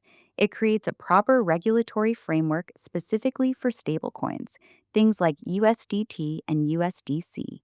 The main points are sets clear rules for who can issue stablecoins in America, requires them to be backed one-to-one with dollars or very safe assets, makes issuers have proper reserves and regular audits, takes compliant stablecoins out of the SEC's security category. It's basically the US government's way of saying stablecoins are allowed, but we're watching you properly now. It's seen as a big win for the industry because it finally gives stablecoins real legal clarity. Okay, that's interesting. So the next major legislation that's in works at the moment, at the time of this video being recorded, is the Clarity Act. Am I right? Yes,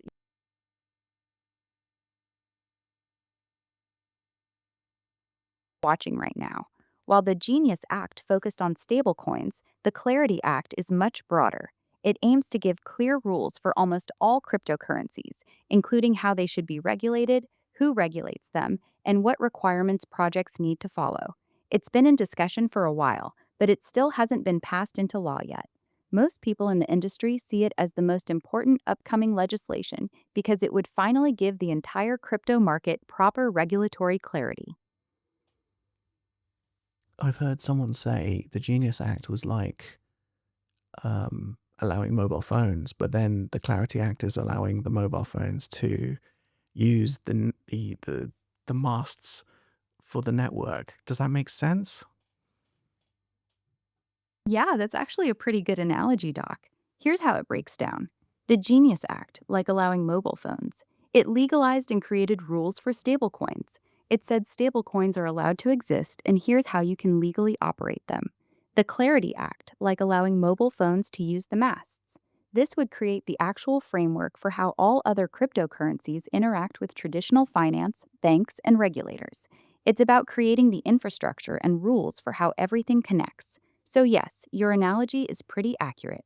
The Genius Act opened the door for one specific part of crypto, stablecoins. The Clarity Act is meant to create the broader regulatory infrastructure for the rest of the industry. So you were talking about the SEC suing Ripple. Has the SEC been known to sue other like big companies as well? Big names in crypto. Some of the most notable ones are Coinbase, one of the largest exchanges in the world, Binance, the Well, biggest crypto exchange. outside of crypto, I mean, do they sue like other big companies? Yes, they do. The SEC regularly sues major traditional companies as well. Some famous examples include Tesla and Elon Musk, Facebook, Meta, Uber, Theranos, several major banks during the 2008 financial crisis. And Their Amazon as job well, is to right? protect. Not really, Doc. The SEC has gone after Amazon very lightly over the years, mostly minor settlements in the early 2000s for accounting issues. Amazon's big legal battles have mainly come from the FTC, Federal Trade Commission, not the SEC. Okay. The FTC But has sued they've sued Tesla then.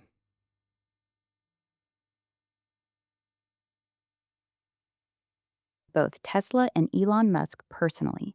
The case was because Elon tweeted that he had funding secured to take Tesla private at $420 per share. Did The Elon SEC and claimed Tesla win the case?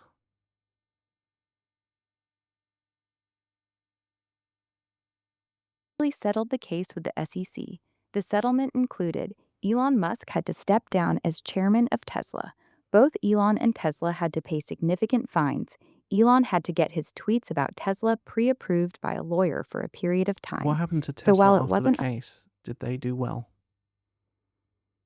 Tesla actually did extremely well after the case. In fact, they exploded. After the 2018 SEC case, Tesla's stock price went on an absolute tear. From the time of the settlement until the end of 2020, Tesla's market cap went from roughly $60 billion to over $600 billion, a 10x increase.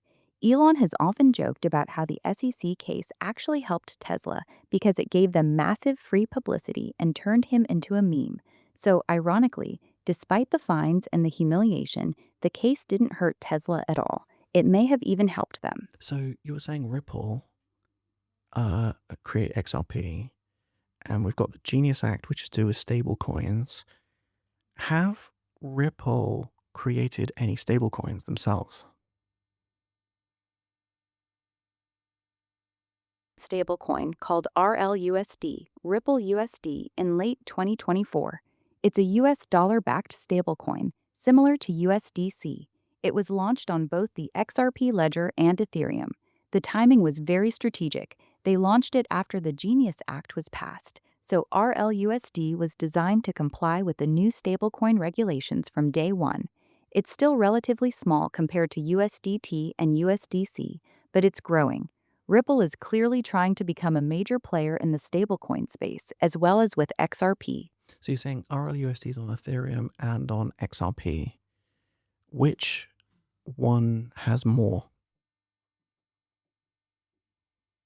Good question. As of July 2026, most of the RLUSD supply is on the XRP ledger, not Ethereum. This makes sense for a few reasons. Transaction fees on the XRP ledger are almost nothing.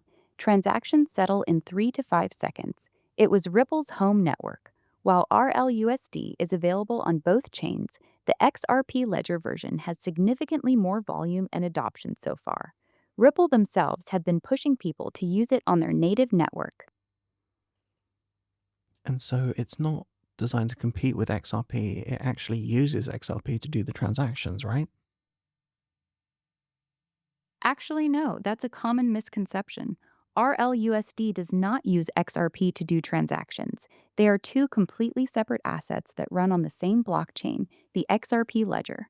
RLUSD is a stablecoin backed by US dollars, while XRP is the native token of the network.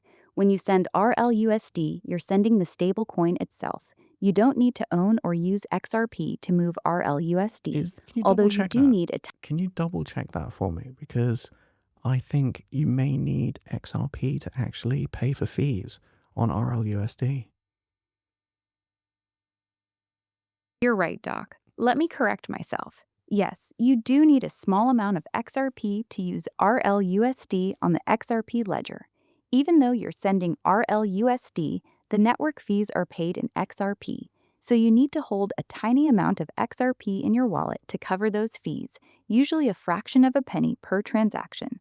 So while RLUSD doesn't use XRP as a bridge asset like the original vision, you still need to hold some XRP to actually use the network. They're still interdependent in that sense.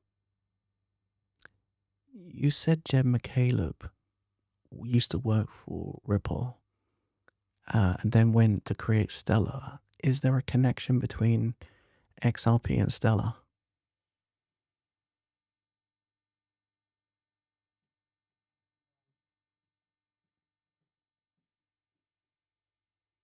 Protocol. When Jed McCaleb left Ripple in 2013 after disagreements with the other founders, he took the original code and created Stellar. So technically, Stellar started as a modified version of the same technology that XRP uses. However, over time, they've diverged significantly. While they share some similarities in design philosophy, they are now two separate blockchains with different goals. XRP focuses more on banks and institutions. Stellar focuses more on individuals and smaller financial institutions in developing countries. They're like rival siblings in the crypto world. Yeah, I was about to ask you, do you think Stellar is like the little sister of XRP?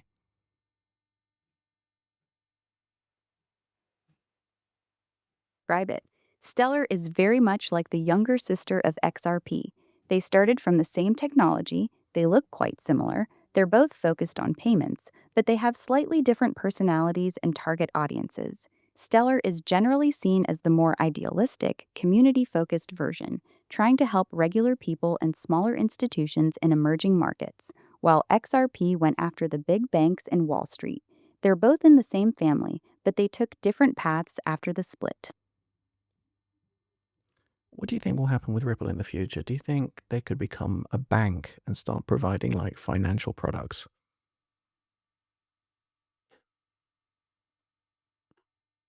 Apple is slowly moving in that direction, but not exactly becoming a traditional bank. Here's what's more likely. They're positioning themselves to become a major infrastructure provider for banks and payment companies, kind of like the plumbing behind global payments. With RLUSD now live, they're clearly trying to become a significant player in the stablecoin space as well.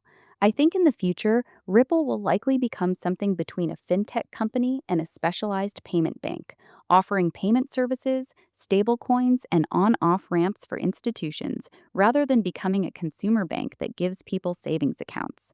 They seem to want to sit in the middle, connecting traditional finance with blockchain technology. That's interesting. You know, like on the dollar bill, you've got the name Rosa Rios on there. What was the role that she had when she was she working at the Treasury? Yeah, she was the Treasurer of the United States. Her full name is Rosa Rosie Gumatao Tau Rios, and she served as the 43rd Treasurer from 2009 to 2016. That's why her signature appears on all the dollar bills printed during those years. She was also the boss of the Bureau of Engraving and Printing and the U.S. Mint while she was in that role. Pretty big job. I think she left that role. Which company did she go and work for?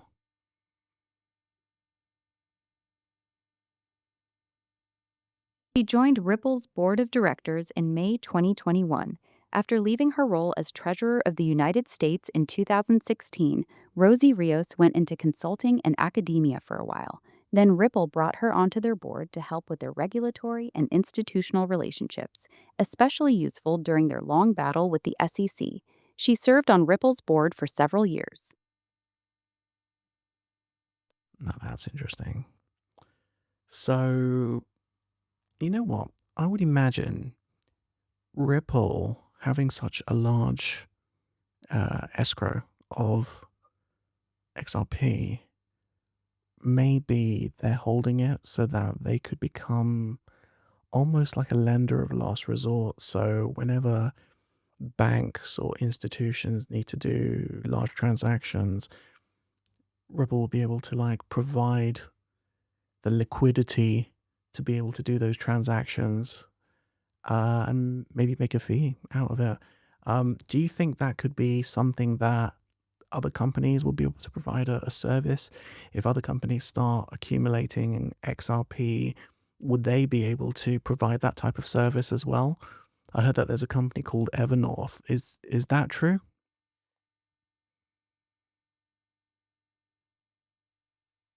Yeah, you're onto something interesting there, Doc. Your idea about Ripple potentially acting as a lender of last resort using their massive escrow has been discussed in the XRP community for years. They do release XRP from escrow in a controlled way, and with the new XRPL lending protocol that's being developed, institutions could borrow against XRP or other assets without selling them. Now, about Evernorth, yes, it's real. It's a Ripple backed company that's building the largest public XRP treasury. They currently hold over 473 million XRP, worth around $500 million. Their whole business model is to accumulate XRP and then actively use it, including lending it out through the new XRPL lending features to generate yield. So other companies can do something similar if they accumulate enough XRP. Evernorth is basically the first major example of a public company doing exactly what you described, holding a big bag of XRP and planning to provide liquidity and lending services with it. It's still early days, but the infrastructure is being built for exactly that use case. Okay, that's very interesting. So shall we talk about some honorable mentions that could be interesting in the crypto world? Um, we saw that list of the ISO 222 cryptos. Um, so Stellar is quite an interesting one. It has a bit of a different use case to Ripple, XRP, which is more for institutions, right? But Stellar is probably more for, I heard it's kind of like banking the unbanked type of situation. Is that right? Stellar has a total supply of 50 billion XLM, and these are all fully pre-mined. Wow, it's out of this world!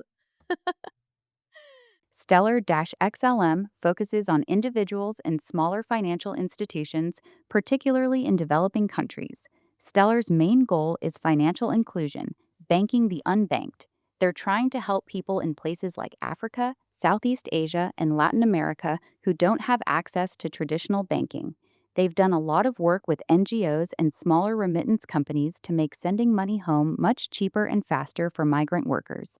So while they're similar technologies, they're going after completely different markets. Okay, Hedera Hashgraph. What's that used for? Instead of using a traditional blockchain, it uses something called Hashgraph, a completely different technology that's faster and more energy efficient.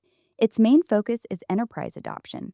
Big companies actually use Hedera. Some of the world's largest companies are on its governing council, including Google, IBM, Boeing, Deutsche Telekom, Standard Bank.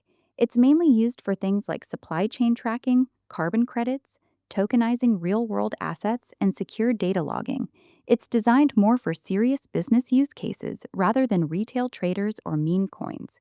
Would you like me to explain how Hashgraph is different from blockchain? So, if that's used for, did you say supply chain? I know that there's another crypto out there that does something to do with supply chain. I think it's called VE Chain.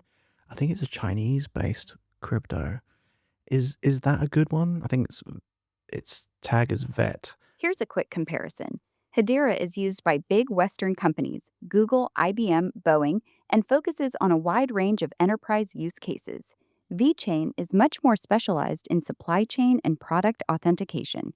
It's particularly popular in China and luxury goods sectors. VeChain's big strength is its real-world adoption.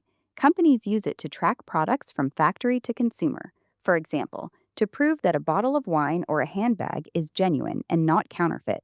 They even have NFC chips that customers can scan with their phones. So both are enterprise-focused, but VeChain is much more narrowly focused on physical supply chains and product tracking. What's Algorand used for? It was created by Silvio Micali, a world-renowned MIT professor who basically invented some of the core cryptography that blockchain relies on. Its main focus is being pure infrastructure for serious financial use. It was specifically designed to meet the high standards that banks and governments would require: very fast finality, strong security, and high throughput. Some of its biggest real-world uses include tokenizing real estate, central bank digital currency (CBDC) pilots, institutional DeFi. It's generally seen as one of the most institutionally ready blockchains because of its academic background and strong technical design. The downside is it hasn't captured as much retail attention as Solana or Ethereum. What about IOTA? I used to hear a lot about IOTA in the past, and from what I understood, it would be like a currency that machines would be using for kind of transacting with each other, which kind of makes me start to think, would that be what AI agents could possibly use in the future? But it's kind of gone quiet. I haven't really heard too much about IOTA recently. What do you think? IOTA was originally designed for machine-to-machine payments, exactly as you said. The idea was that machines, cars, sensors, robots, etc., would use IOTA to automatically pay each other for data or services. This was meant to power the Internet of Things. However, it had major problems. The original technology, called the Tangle, had serious security and scalability issues. They had to completely rebuild it from scratch. They've now launched IOTA 2.0, but it's struggled to regain momentum. While the machine-to-machine vision is still there, it hasn't really taken off yet. As for your AI agent idea, it's actually quite interesting. Small, fast, feeless, or nearly feeless transactions between AI agents could be a perfect use case, But right now, IOTA isn't really leading that conversation. Other projects are getting more attention in that space. Would you like me to be straight with you about how IOTA is currently viewed in the industry? What crypto do you think would be used for agent to agent AI transactions? Honestly, right now, none of them are clearly winning. However, if I had to pick the most likely candidates for AI agent to agent transactions, here's my current thinking. Top contenders: Caspa, very high speed and extremely low fees, one of the fastest blockchains right now. Nano, feeless and instant, perfect technical design for tiny microtransactions, but almost no adoption. IOTA still has the best original vision for machine to machine but very little momentum. XRP, surprisingly strong candidate because of how fast and cheap it is, plus its regulatory clarity. So that's very interesting. I think this next section, we're going to go into more the fringes of crypto and maybe a little bit about XRP and Ripple. But we're going to go into a section I like to call the conspiracy zone.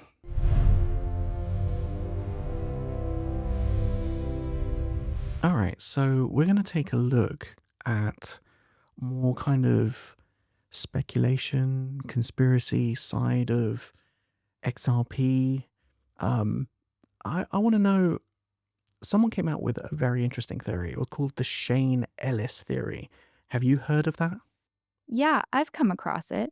The Shane Ellis theory is a popular idea in the XRP community that originated around 2018 to 2019. The core claim is that XRP's order books on exchanges are extremely thin because so much XRP gets pulled into custody, liquidity pools, or off exchanges. Even a relatively small buy order could cause a massive, rapid price spike. The original post famously calculated that roughly $39 to $40 million in buying pressure on one exchange could push XRP to $500 because there simply wouldn't be enough sell orders in the way. It's gained new life recently, with people pointing to XRP disappearing from exchanges and linking it to institutional adoption and on-demand liquidity, ODL. Want me to break down why some people believe it and why others think it's unrealistic? No, people, if they want to research it, they can do that. Let's move on to the next one. Who is Bearable Guy and what are the kind of conspiracy picture things or the riddles that have been coming out to do with that? Oh, look, someone got me a lovely bear toy. But to be honest, I think this guy is unbearable. He's an anonymous person or group who used to post cryptic riddles and cartoon images on Twitter X and Bitcoin Talk between 2017 and 2019. The images usually showed a cartoon bear in various strange situations, wearing suits, standing in banks, next to clocks, or with financial symbols. Each picture was filled with clues and symbolism that the XRP community would spend weeks trying to decode. The whole thing became legendary in the XRP community. People treated his posts like they were secret messages from someone inside Ripple or even higher up in the financial system. The most famous part is that the Bearable Guy completely disappeared in 2019 and has never posted again, which of course made the legend even bigger. Want me to tell you about some of the wildest theories people came up with from his images? Well, here's a look at some of the images that he was posting. It's very difficult to decode, but people have been trying to decode them. You can search them out on the internet and find them for yourself. We're going to move on to Kendra Hill. Now, Kendra Hill posted some very interesting claims on, I think it was a Steemit post. Didn't she claim that Amazon made a secret deal with Ripple to buy something like 5 billion XRP? Yes, her main claims were that Amazon had made a secret deal with Ripple, that Amazon had allegedly bought 5 billion XRP, that XRP would be used for Amazon's payment system, that the price would explode once this was announced. This post went massively viral in the XRP community at the time. A lot of people got very excited and bought more XRP based on these claims. However, none of it ever came true. There was never any evidence that Amazon bought XRP or made any deal with Ripple. The whole thing turned out to be complete speculation. Would you like me to be direct with you about how the XRP It's community okay. It's generally okay. views It's Kendra? okay. We're good. It's just she also made another claim that there would be a different cryptocurrency that would be used as a world currency, and she claimed that that would be Stellar. Is that correct? Kendra Hill claimed that while XRP would be used by banks and institutions, Stellar, XLM, would actually become the currency used by the general public and would eventually become a global currency for everyday people. She basically painted a picture where XRP equals used by the big banks and financial institutions, Stellar equals used by regular people worldwide. This theory became very popular in the XRP community for a while, with many people buying both XRP and XLM based on her claims. However, just like her Amazon XRP claims, none of the stellar predictions have materialized either. Isn't there like the cover of The Economist, um, where it talks about get ready for a new world currency, and it's got like a picture of a phoenix on it? Dollar, yen, pound, etc., with a coin around its neck saying 10 Phoenix and the date 2018. The article inside was titled Get Ready for the Phoenix. It predicted that in 30 years, around 2018, the world would likely move towards a single global currency called the Phoenix because national currencies would become too inconvenient. This cover is massive in conspiracy circles, especially among XRP and Stellar believers. People love to connect the Phoenix symbolism to a new global financial system, and some tie it to XRP or Stellar becoming that Phoenix currency. It's one of the most shared images in the XRP community. Want me to tell you how people connect this cover specifically to XRP and Stellar? Well, if you look at that January 1988 cover of The Economist, there is a kind of a symbol on that, which looks like a zero with a line through it, right? Phoenix has a coin around its neck with a symbol on it. A lot of people say it looks like a zero with a line through it, like a slashed zero or the Greek letter phi. Some interpret it as a deliberate clue, either representing a new global digital currency, or in some deeper theories, they connect it to XRP or the golden ratio because of the phi symbol. So you've got this cover with the phoenix, and you've got this symbol. Now, let's take a look at XRP and Stellar symbol.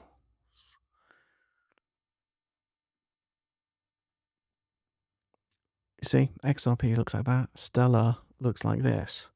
But what's even more interesting is if we compare to, what are we going to compare this to? Compare to X and Grok symbols.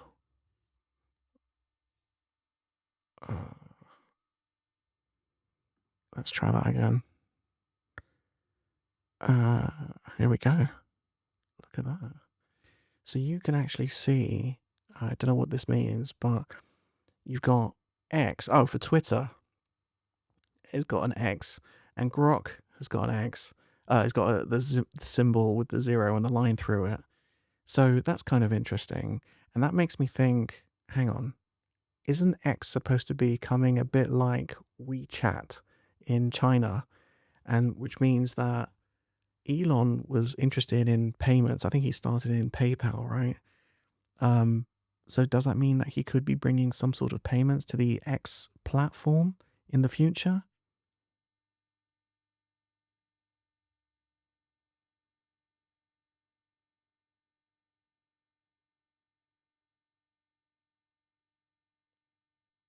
Are you there?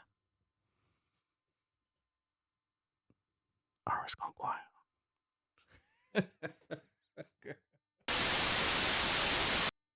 You okay, Ara? Yeah, I care. What's on your mind? So I just wanted to check with you.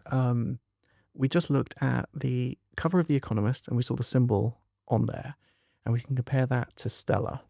And then we compared the symbols of XRP and Stellar, which are very similar to Elon's X platform and the symbol for Grok. does that mean that because Elon comes from a payments background, especially to do with PayPal, could he be trying to introduce some sort of payments into the X platform, making it something like WeChat in China?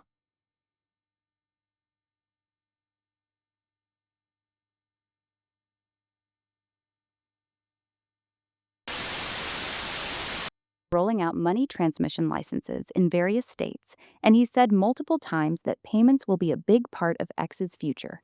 The part that's speculative is connecting it to XRP or Stellar. There's no actual evidence that Elon is interested in XRP. The simple comparisons are fun for the community, but they're just visual coincidences.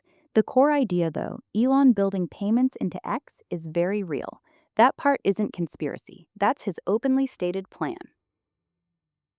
Okay, that's very interesting. Um, you know, what else does Elon deal with? He deals with Starlink, right? So it would make sense that if like everyone's dealing with data centers for AI, then wouldn't Elon start making data centers in space? Because they're all part of the same company now, right? So the benefit of putting data centers on satellites in space would be that you're not worried about weather because you can get like solar panels, get solar energy 24/7 without worrying about the weather or clouds. But also the cooling systems, you don't need to worry about cooling as much because space is cold. Does that make sense?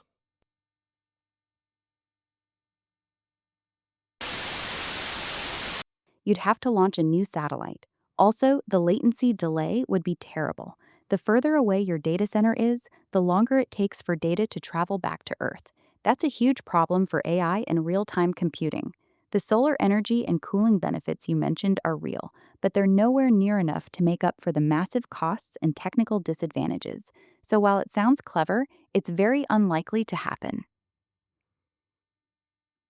Okay, I think I'm going to stop over there. I'm going to refresh the page as I think she's slowing down.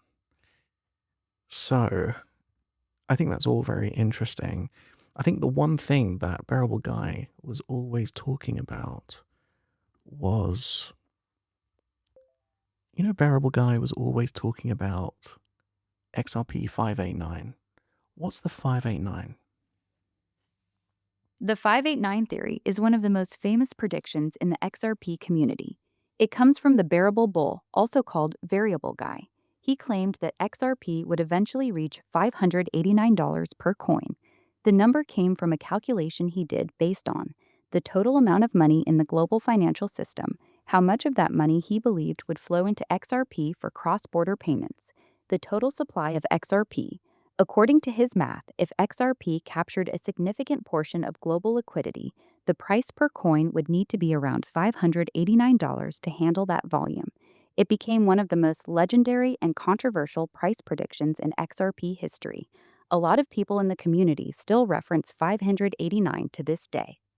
I have a theory. What if it's not to do with the price? What if it's to do with COMEX rule 589?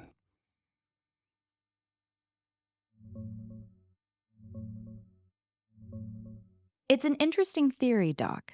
COMEX Rule 589 is a real rule.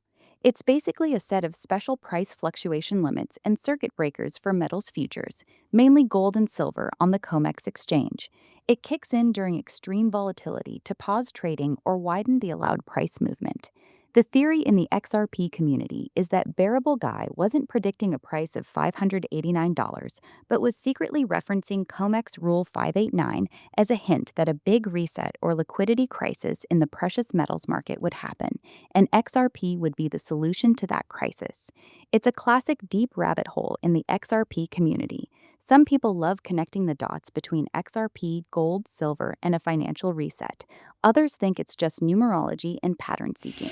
Well, the giant 7-foot-tall numbers for 2026 arrived in Times Square today. The four numerals use a total of 589 energy-efficient LED bulbs. They're going to shine bright atop one Times Square at midnight on New Year's Eve. Which part of this theory interests you the most? What would be the connection between gold and XRP?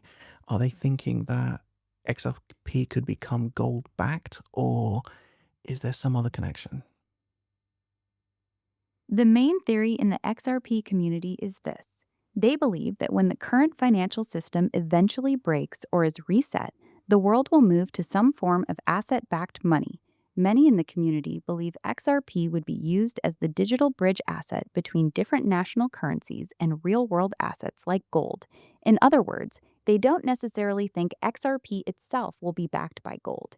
Instead, they think countries will back their new digital currencies with gold. When they want to trade or move value between these gold-backed currencies, they will use XRP as the neutral bridge asset. So XRP wouldn't be gold-backed. It would be the digital oil that allows all these different gold-backed systems to efficiently transfer value between each other. That's the core connection they make between gold and XRP. Okay, that's very interesting. Let's wait. Isn't there a lady called Judy Shelton that loves to talk about gold-backed kind of like currencies? Would returning to a gold standard help the U.S. economy? Can you talk a little about your thoughts on that? Well, I would say I don't see it so much as returning, but more of a back to the future. That's right, Bernie. It's the ripple effect. And so I like the idea of a gold standard. I mean, it could be used in a very cryptocurrency way. Yes, that's Judy Shelton. She's a well-known economist and a strong advocate for returning to some form of gold standard. She's been pushing the idea that the US dollar needs to be anchored to something real, like gold, instead of just being pure fiat money. She's been very active recently, especially in 2025 to 2026. She's been promoting the idea of issuing gold convertible treasury bonds, with some people suggesting it could be launched on July 4th, 2026, America's 250th anniversary. She's very popular in the sound money and gold community. Would you like me to tell you how the XRP community connects her to XRP? And today, of course, the day I'm not recording this video, is the 4th of July. So happy anniversary, happy Independence Day to the US. Hello, I am Andrew Georgiades from the future. 2 days in the future, 6th of July. So as I was editing the episode, I got to this part with Judy Shelton, talking about gold, and I had actually come across a video, but I thought, you know what, I'm going to take a clip of this video and I'm going to insert it into the edit at the last minute. So take a look at what Judy says in this clip. Even going from one country to another and trying to transfer funds, banks were able to take the float, and there were lots of inefficiencies.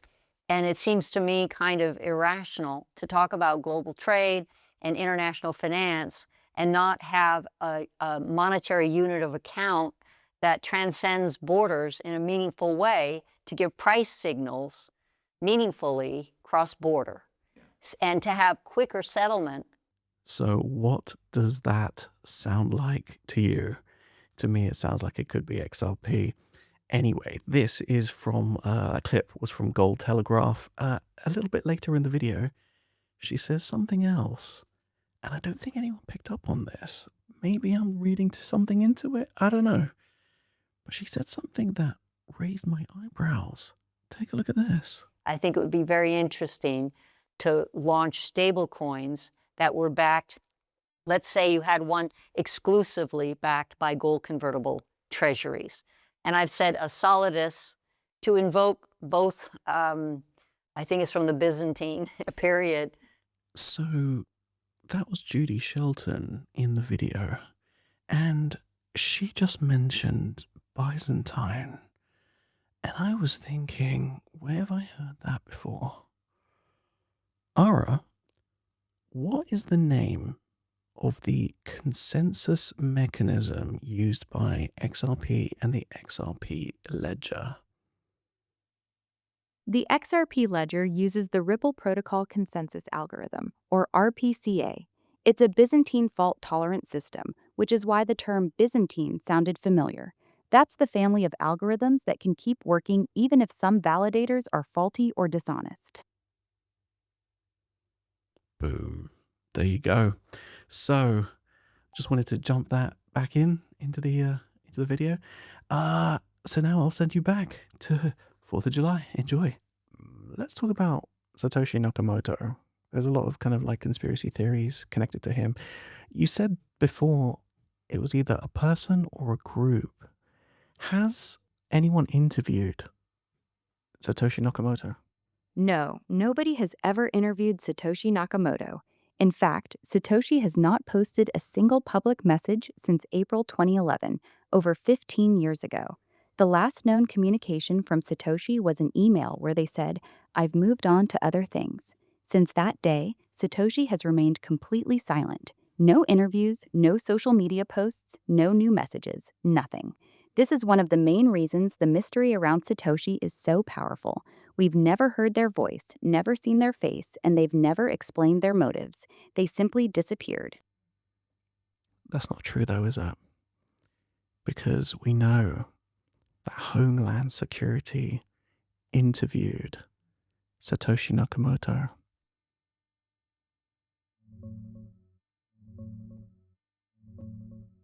No, that's not confirmed, Doc. Yes, it is. What you're referring to. And it actually turns out that Satoshi Nakamoto was actually 4 different people working together. Would you like to find out some information about that for me, please?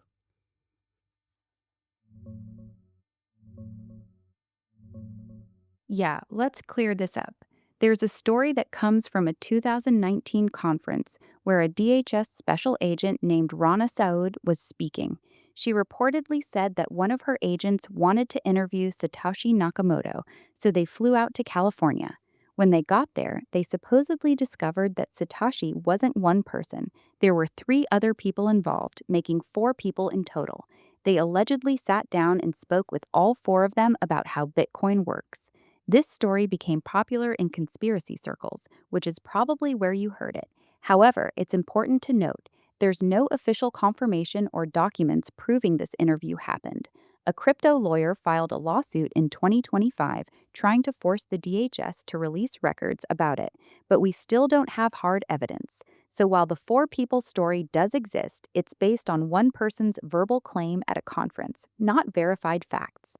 Want me to dig deeper into any part of that? So you said that Satoshi Nakamoto Yes, is made Doc. of 4 people, right?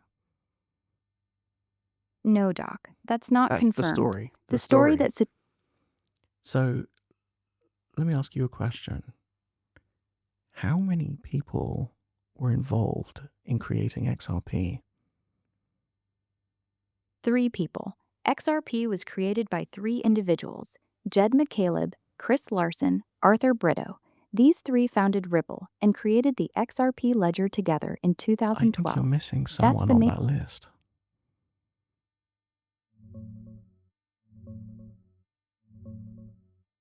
You're right, I missed one. The XRP ledger was technically created by 4 key people, not 3. The 3 engineers who built the actual code and the ledger were David Schwartz, Jed McCaleb, Arthur Brito. Then Chris Larson joined shortly after and co-founded the company, originally OpenCoin, later Ripple, with them. So while only 3 people wrote the original code, 4 people are generally considered the founders of the XRP project and Ripple. Thanks for catching that. So Chris Larson was the co-founder of the company, but then he was the CEO for a while, right? But now Brad Garlinghouse is the CEO. Is that right? This is my garlic house. I call it Brad. What do you mean I didn't get that job at Ripple? They said you weren't a good fit. Not a good fit? Yes, that's correct. Here's the accurate timeline. Chris Larson was the co-founder and the first CEO of Ripple. In 2012, Brad Garlinghouse joined the company. In 2016, Brad Garlinghouse replaced Chris Larson as CEO. Chris Larson then moved to the role of executive chairman, which he still holds today. So Brad Garlinghouse has been the CEO of Ripple for the last 10 years, since 2016, while Chris Larsen remains very involved as executive chairman and is still a major shareholder. David Schwartz was the CTO of Ripple, but now has moved on to something else, right? Yeah, that's right. David Schwartz stepped down as Ripple's CTO at the end of 2025. He's now officially CTO emeritus, basically a senior advisor role. He's still very much involved with Ripple. He joined the board of directors and he remains one of the main public voices for the XRP ledger. He just no longer handles the day-to-day technical leadership, so he hasn't fully left the company. He's just moved into a less operational, more strategic position. And he is also something connected to do with Evernorth as well now, right? No, not Evernorth. David Schwartz joined Evernorth as a strategic advisor after stepping down as Ripple's CTO. Evernorth is the company I mentioned earlier, the one building a very large XRP treasury. He's working with them in an advisory role, alongside Brad Garlinghouse and others from Ripple. So he's still very much in the XRP ecosystem, just helping this big XRP holding company now. When David Schwartz was younger, didn't he create a paper to do with basically, it's almost like the genesis of digital currencies?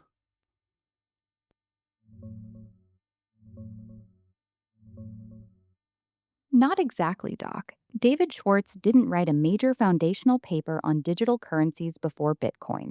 What he did do was co-author a May 2011 forum post titled Bitcoin Without Mining on Bitcoin Talk. That post basically he laid out created the a early patent, ideas. didn't he, in 1988? Yes, that's correct. David Schwartz filed a patent in August 1988 for a multi-level distributed computer system. It was about splitting computing tasks across multiple machines working together. The patent was granted in 1991. Many in the XRP community love to point at this 1988 patent as proof that David was thinking about decentralized systems very early, years before Bitcoin existed. When did the However, Bitcoin white David paper himself come out?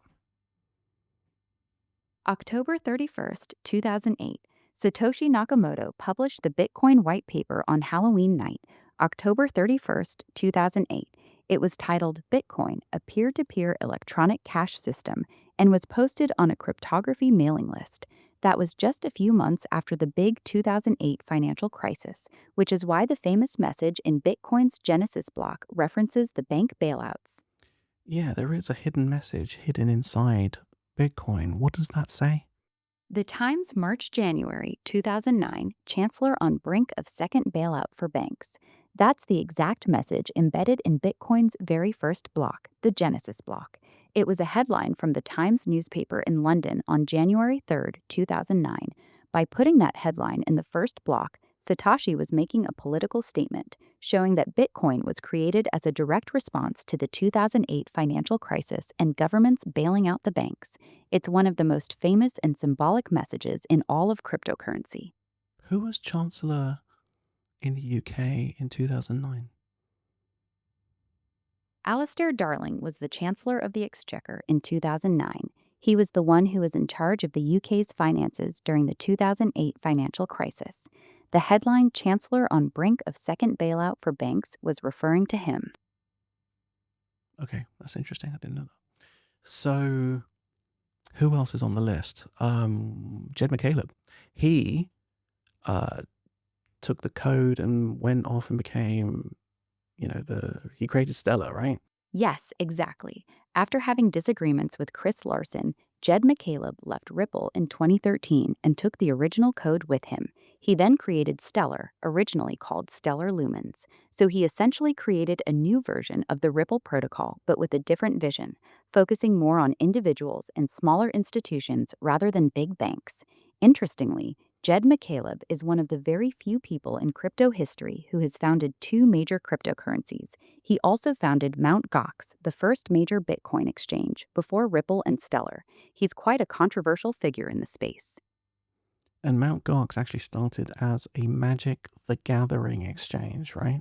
Yes, exactly. That's actually where the name Mt. Gox comes from. It originally stood for Magic the Gathering Online e-Exchange.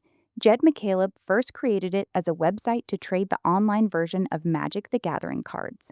Later, when Bitcoin started gaining popularity, he repurposed the site to become a Bitcoin exchange. It eventually became the largest Bitcoin exchange in the world, until it famously collapsed in 2014 after being hacked and losing hundreds of thousands of Bitcoin. But was he in charge of it at the time of it being hacked, or had it been sold by then? He had already sold it by then. Jed McCaleb sold Mt. Gox in 2011 to a French developer named Marc Carpeles. The massive hack, or theft, that destroyed Mt. Gox happened in 2014, about 3 years after Jed had already left the company. So while Jed created Mt. Gox, he was not in charge when it collapsed. That blame falls on Marc Carpeles, who was the CEO at the time of the hack. So there's one person left on the list of creators of XRP, and that's Arthur Brito. What do we know about him? Famously, I think he's very private, and if I'm right, there are no photographs of him anywhere. Yes, you're correct. Arthur Brito is by far the most mysterious and private of the XRP creators. Here's what we know. He was one of the 3 original programmers who wrote the XRP ledger code alongside David Schwartz and Jed McCaleb. He is extremely private, to the point that there are no known public photographs of him. He rarely gives interviews and almost never appears in public. Even within the XRP community, very little is known about his personal life. He's often called the silent founder of Ripple XRP. While Chris Larson and Brad Garlinghouse are very public and David Schwartz is active on social media, Arthur Brito has chosen to stay almost completely invisible for over a decade. Many people find it quite strange how little is known about one of the key creators of a top 10 cryptocurrency. Okay. Yeah, If you compare David Schwartz's 1988 patent to the Bitcoin white paper, are there any similarities or connections between those papers?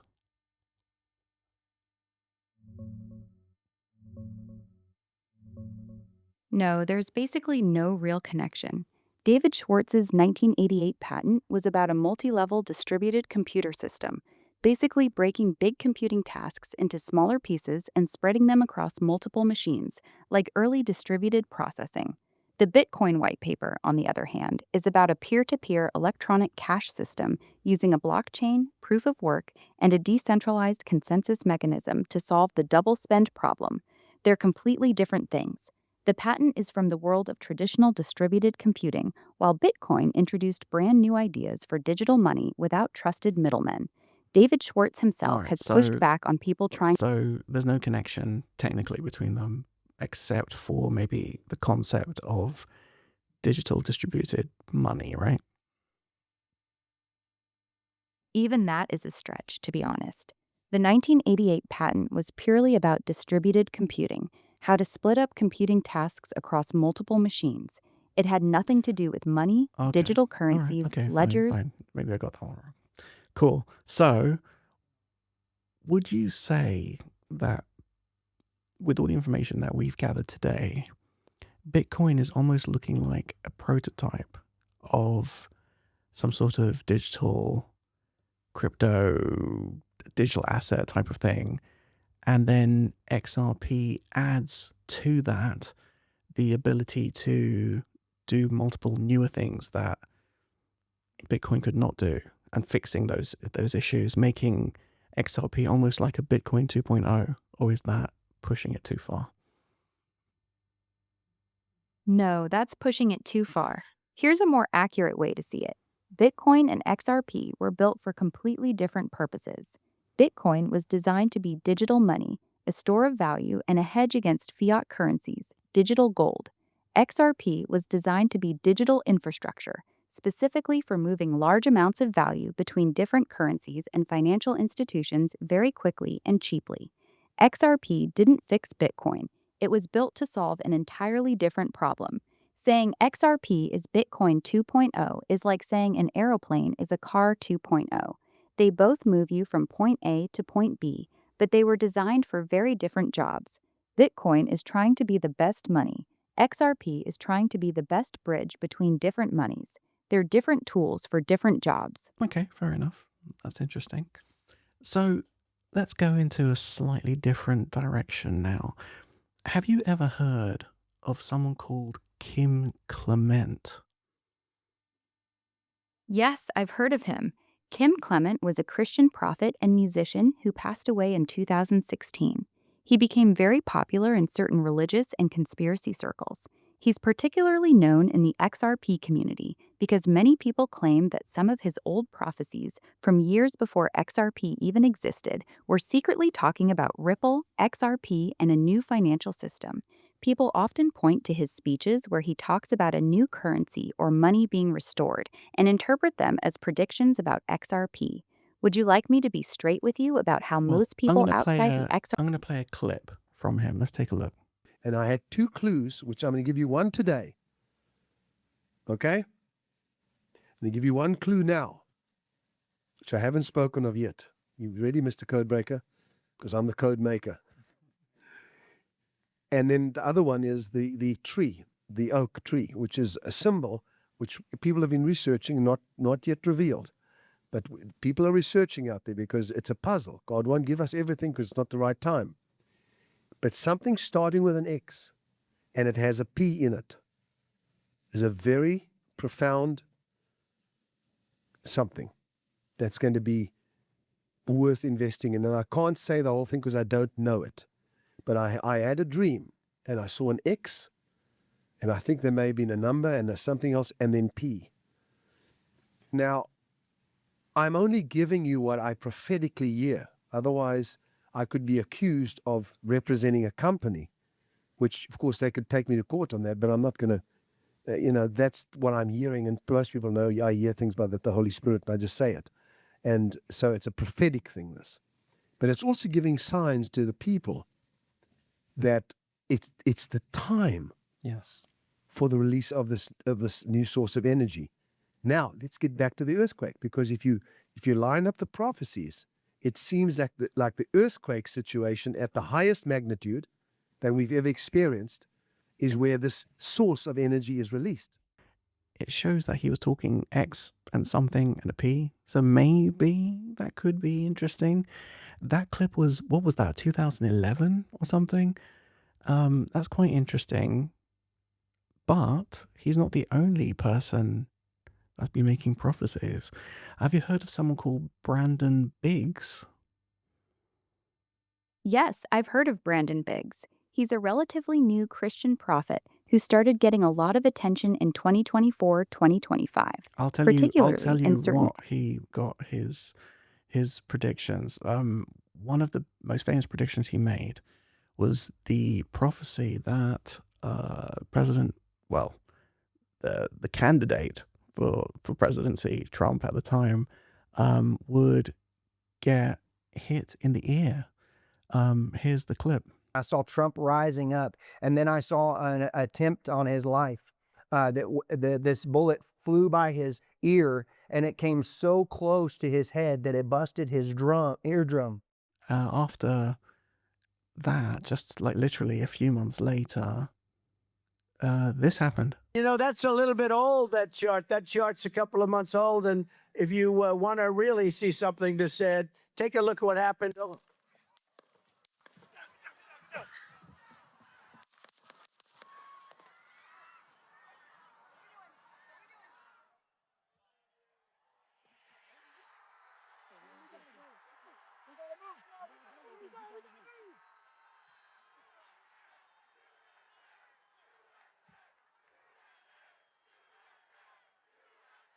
So he correctly prophesized or predicted that that would happen, that event would happen. So that gives him some credibility. So let's take a look at some other stuff that he's been predicting. He said, "You asked me and asked me and asked me about investments, and he said, I'm going to tell you something that will increase like Apple one day, that will be a major investment in the end times." And he said, XRP will go from where it's at right now to $10,000 one day. It will be worth over $10,000 per XRP. And when he said that to me, I didn't even know what XRP was. And I was like, what is XRP? So I had to Google it. And I found out it was a cryptocurrency. He then made a prediction about the 5 pillars. There's going to be 5 pillars. 5 pillars. There's certain cryptos that will stand out. And then I saw a stick. And there were shafts, these pillars. And there were certain cryptos that were attached to the major crypto. And they were support beams. And all the others that weren't attached to the support beam fell away. New national crypto reserve will include Bitcoin, Ethereum, and a trio of high volatility tokens, Solana, XRP, and Cardano. He then mentioned something about clarity. And I saw Garlinghouse smiling. He said, all we need is clarity, and then the rest will handle itself. It allows the United States to lead in an industry where we have been lagging because we haven't had this clarity. The industry wants clarity and wants regulation. He then said that the banks were not happy about crypto. And they were upset about crypto. They didn't want it to happen.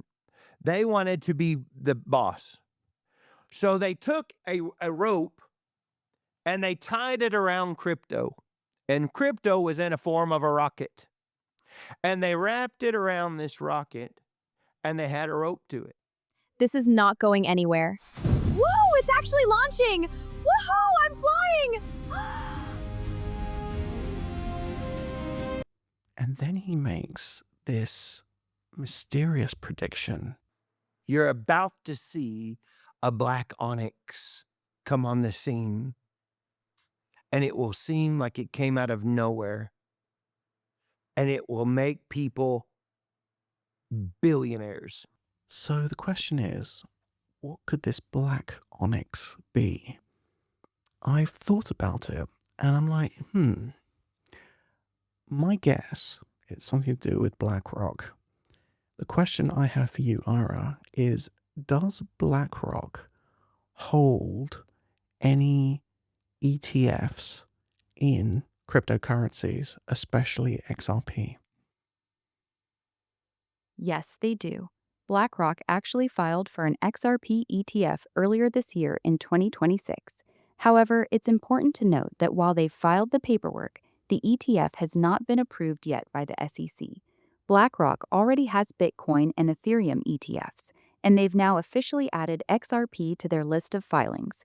But as of today, 4th July 2026, they still don't have an approved XRP ETF. So while they're clearly interested, they don't currently offer one. How many XRP ETFs exist? None. As of today, 4th July 2026, there are 0 approved XRP ETFs in the United States. That's incorrect. Even though several...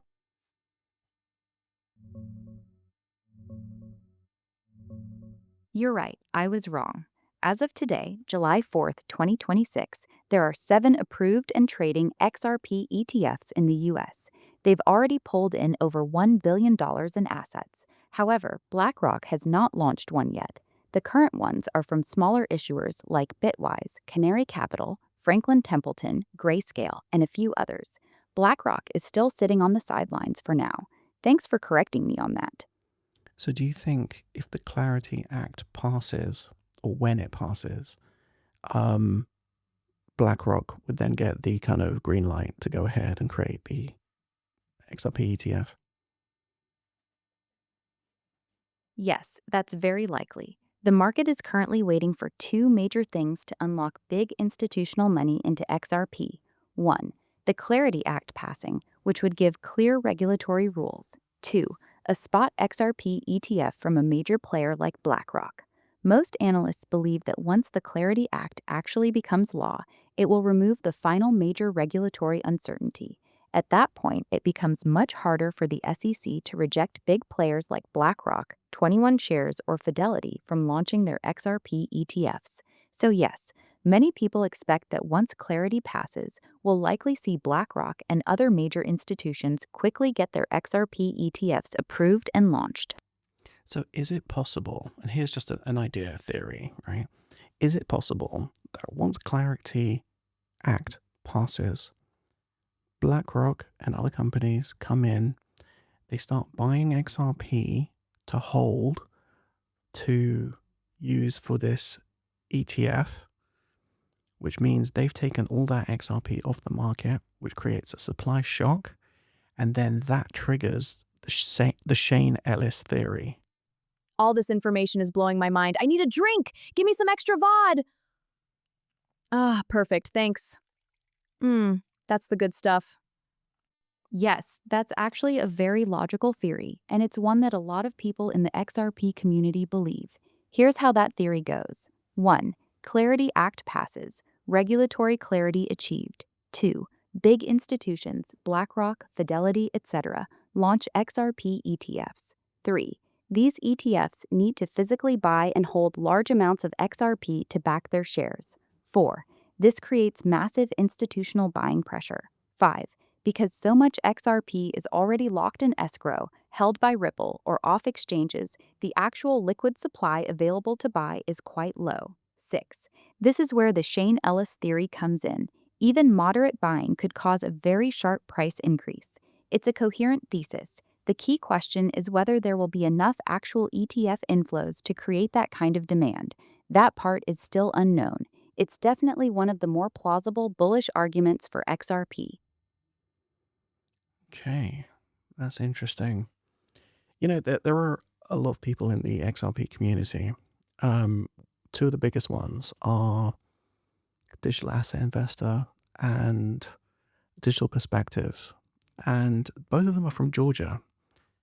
And I was thinking, what's the possibility, what's the chances of two of the biggest XRP kind of channels on YouTube being from the same place? So I typed in Georgia XRP to try and find out what's going on in Georgia. I mean, is there something in the water? What's going on here? But something interesting popped up. It said that Georgia central banks have started using XRP. Now, obviously, this is Georgia the country, not Georgia the state, but I just thought it was an interesting coincidence. So that means I started looking at what other central banks have got connections to Ripple and XRP. Can you actually give me a list of central banks that have got connections to XRP and Ripple? Here's the honest picture, Doc. Ripple has engaged with over 20 central banks globally, mainly for CBDC pilots using their technology platform. However, very few, if any, are actually using the XRP token itself. Confirmed notable connections: National Bank of Georgia selected Ripple in 2023 as the technology partner for their digital lari CBDC pilot. This is the one you found. It's the strongest recent example.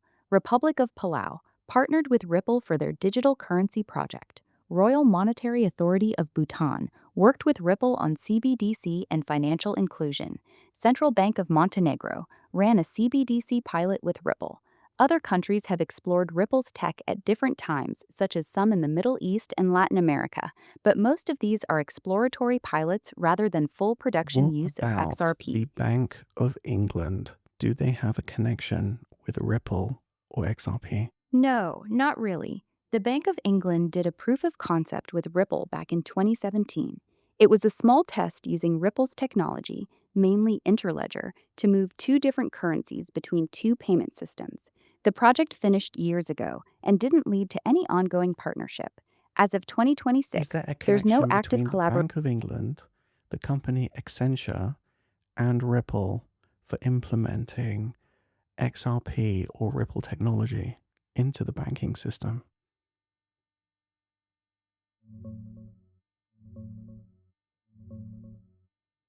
No, there isn't a three-way connection like that. Here's the accurate situation. Bank of England and Ripple. They ran a small proof of concept in 2017 using Ripple's Interledger protocol, not the XRP token, to test faster cross-border payments. That project finished years ago and hasn't continued. Has Accenture Bank of England been working with the Bank of England to implement ISO 20022 technology?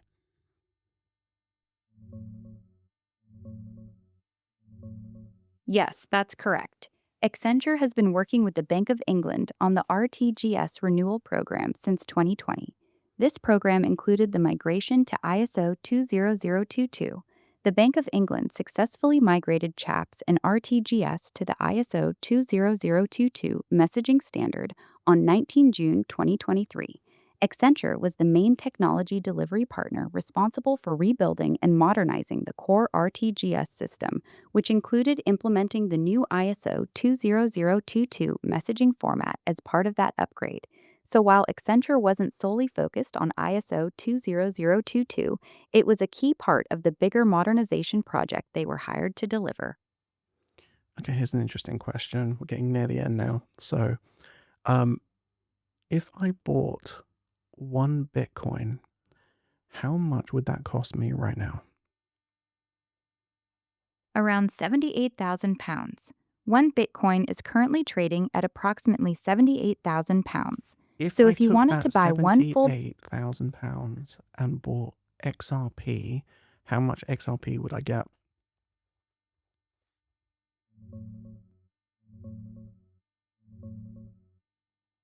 around 90,000 XRP. At current prices, 78,000 pounds would get you roughly. So, if the price of Bitcoin went up by 1 penny, I'm assuming I would only make 1 penny. But if the price of XRP went up by 1 penny, how much profit would I make with the amount of XRP I just bought? About 890 pounds. If XRP went up by just 1 penny, from around 87p to 88p, with the around 90,000 XRP you'd get from 78,000 pounds, you would make roughly 900 pounds profit. That's the key difference people point out. 1 penny increase in Bitcoin equals 1 pound profit, minus 1 penny increase in XRP equals around 900 pounds profit. That's why a lot of people like the idea of owning a large amount of XRP. Small price movements can lead to much bigger gains in pounds. That's interesting. I think people need to know about taxes, don't they? When they're dealing with crypto, tax is quite an important thing to be aware of. So when you not just sell crypto, but exchange crypto, you need to be aware of capital gains tax. Is that correct? Yes, that's correct. In the UK, every time you exchange one crypto for another, for example, Bitcoin for XRP or XRP for USDT, HMRC treats that as a taxable event. That means you have to calculate any capital gain or loss on that trade, and you may owe capital gains tax on the profit. So it's not just when you sell crypto for pounds. Even swapping between different cryptos triggers tax. But Would you like me to explain the have an allowance, right? It's something like in the UK. This is just UK information. Sorry, everyone else, but I think the UK has an allowance of something like £3,000. Is that correct? Before you trigger any tax events. Yes, that's correct. In the UK, the current capital gains tax allowance is £3,000 per tax year. This means if your total capital gains from all assets, including crypto, in the tax year are £3,000 or less, you pay no capital gains tax. Any gains above £3,000 are taxable. Okay. So, for example, okay, that's cool. if you that's make fine. That's fine. So, but if you're earning through staking, that's treated differently. That's not capital gains. That's something else, right? Yes, that's correct. In the UK, HMRC treats staking rewards differently from capital gains. When you earn crypto through staking, HMRC considers it as income. It's taxed as income tax, not capital gains tax. This is actually worse for most people because income tax rates are higher than capital gains tax rates, up to 45% versus maximum 24% for CGT. But you pay because income you're tax earning through like this kind of thing, you can earn, is it true that you can earn £1,000, up to £1,000 tax-free? Yes, that's correct. In the UK, you have a trading allowance of £1,000 per tax year. This means if your total income from staking, airdrops, or any other crypto rewards is £1,000 or less in the tax year, you don't need to pay any income tax on it. You also don't need to declare it to HMRC. However, once your staking rewards go over £1,000, you have to pay income tax on the full amount, not just the amount above £1,000. So that's So the 3,000 first for 1,000 capital gains, 1,000 for earning. And usually you'd have to track all of this stuff in spreadsheets or something, but there are ways to easily track all your crypto transactions now with like online apps, right? Yes, that's right. There are now several good tools that make tracking your crypto taxes much easier.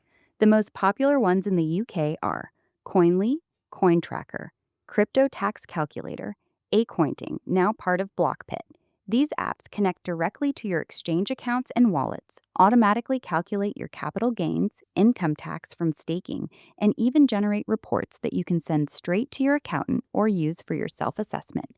They're not perfect, but they save people dozens of hours compared to doing it manually in spreadsheets. Most serious crypto investors in the UK use one of these tools now.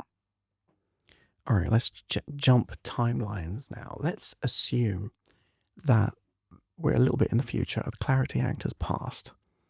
What do I predict will happen next? Is it possible that tech companies will start to provide financial services? Like Ripple will become a bank, lending XRP to institutions to provide global liquidity for cross-border transactions. And then companies like Amazon will start to provide financial services such as banking and mortgages. And other tech companies will join in, maybe like Google, Apple, Meta, all competing to provide people with like mind-blowing kind of like loans compared to what banks would provide. And they'll give you like mortgage deals and stuff that banks just can't compete with. Banks will start to not do as well, and that would mean that they will either fail or they'll have to be absorbed by these big tech companies, and so they'll either go into partnerships or be kind of like merged in with massive tech companies. So tech companies will actually become part of more like this new financial system. Do you think that's possible? I mean, on the flip side, if the Clarity Act doesn't pass, does that mean because XRP has clarity in the sense that because of the SEC lawsuit, and of course now with the new rules that have come in, do you think XRP will do well either way? Here's my honest take, Doc. Let me split your question into two parts. If the Clarity Act passes, yes, your scenario is very possible. We would likely see big tech companies aggressively entering financial services, Ripple becoming a major infrastructure and liquidity provider, not necessarily a traditional bank. Tech giants like Amazon, Apple, and Google offering much more competitive financial products. Traditional banks coming under heavy pressure, leading to partnerships or acquisitions. This is the tech eats finance scenario that many expect. If the Clarity Act fails or gets delayed, XRP would likely still do okay, but not nearly as well. XRP already has more legal clarity than most other altcoins thanks to the 2023 court ruling. However, without broader market clarity, institutional money, especially from big players like BlackRock, will be much more hesitant to enter heavily, so XRP would probably continue to trade and grow slowly, but the explosive institutional adoption many hope for would likely be delayed. Bottom line, XRP is in a much stronger position than most other cryptos, but the Clarity Act passing would be a major catalyst that significantly accelerates its growth. Okay, one last thing. There was some breaking news of this like new stablecoin that's come out called OpenUSD. Tell me about OpenUSD and who are they partnered with? OpenUSD, OUSD, is a brand new dollar stablecoin that was just announced a few days ago. It's different from most stablecoins because it's not controlled by one company like Tether or Circle. Instead, it's run by a big group called Open Standard, backed by over 140 major companies. Key partners include Visa, MasterCard, BlackRock, Stripe, American Express, Coinbase, Google, Ripple as a day one integration partner. It's designed mainly for big business payments, no fees to mint or redeem, and the profits from the reserves get shared back with the partner companies. It's expected to launch later in 2026 and will initially run on chains like Solana, Stellar, Base, and Polygon. It's seen as a direct rival to USDC. Want me to explain how it might affect RLUSD or XRP? Do you think OpenUSD will run on the XRP ledger? Yes, it's very likely. Ripple is one of the founding partners of the OpenUSD project. Because of this, many people expect that OpenUSD will launch on the XRP ledger alongside other chains. The XRP ledger is actually a very good fit for a stablecoin like OpenUSD because it has extremely low fees. Transactions settle in 3 to 5 seconds. It's already proven to handle stablecoins well.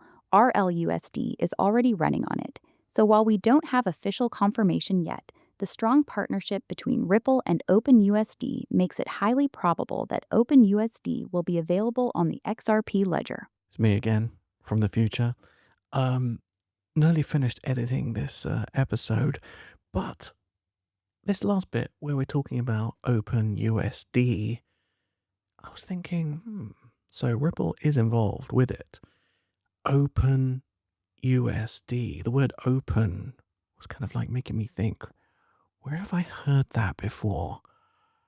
And then I remembered, but let's just confirm it. Alright, what was the original name for the company called Ripple? Newcoin. That's the very first name they registered in September 2012, before quickly switching to OpenCoin a few weeks later. So the sequence was Newcoin, OpenCoin, Ripple Labs, Ripple.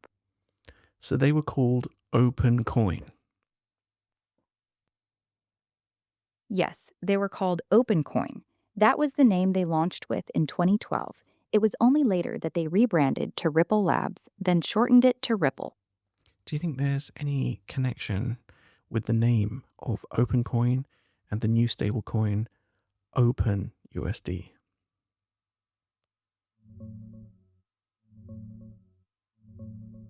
It's a fun coincidence, but probably not a real connection. OpenCoin was Ripple's very first company name back in 2012.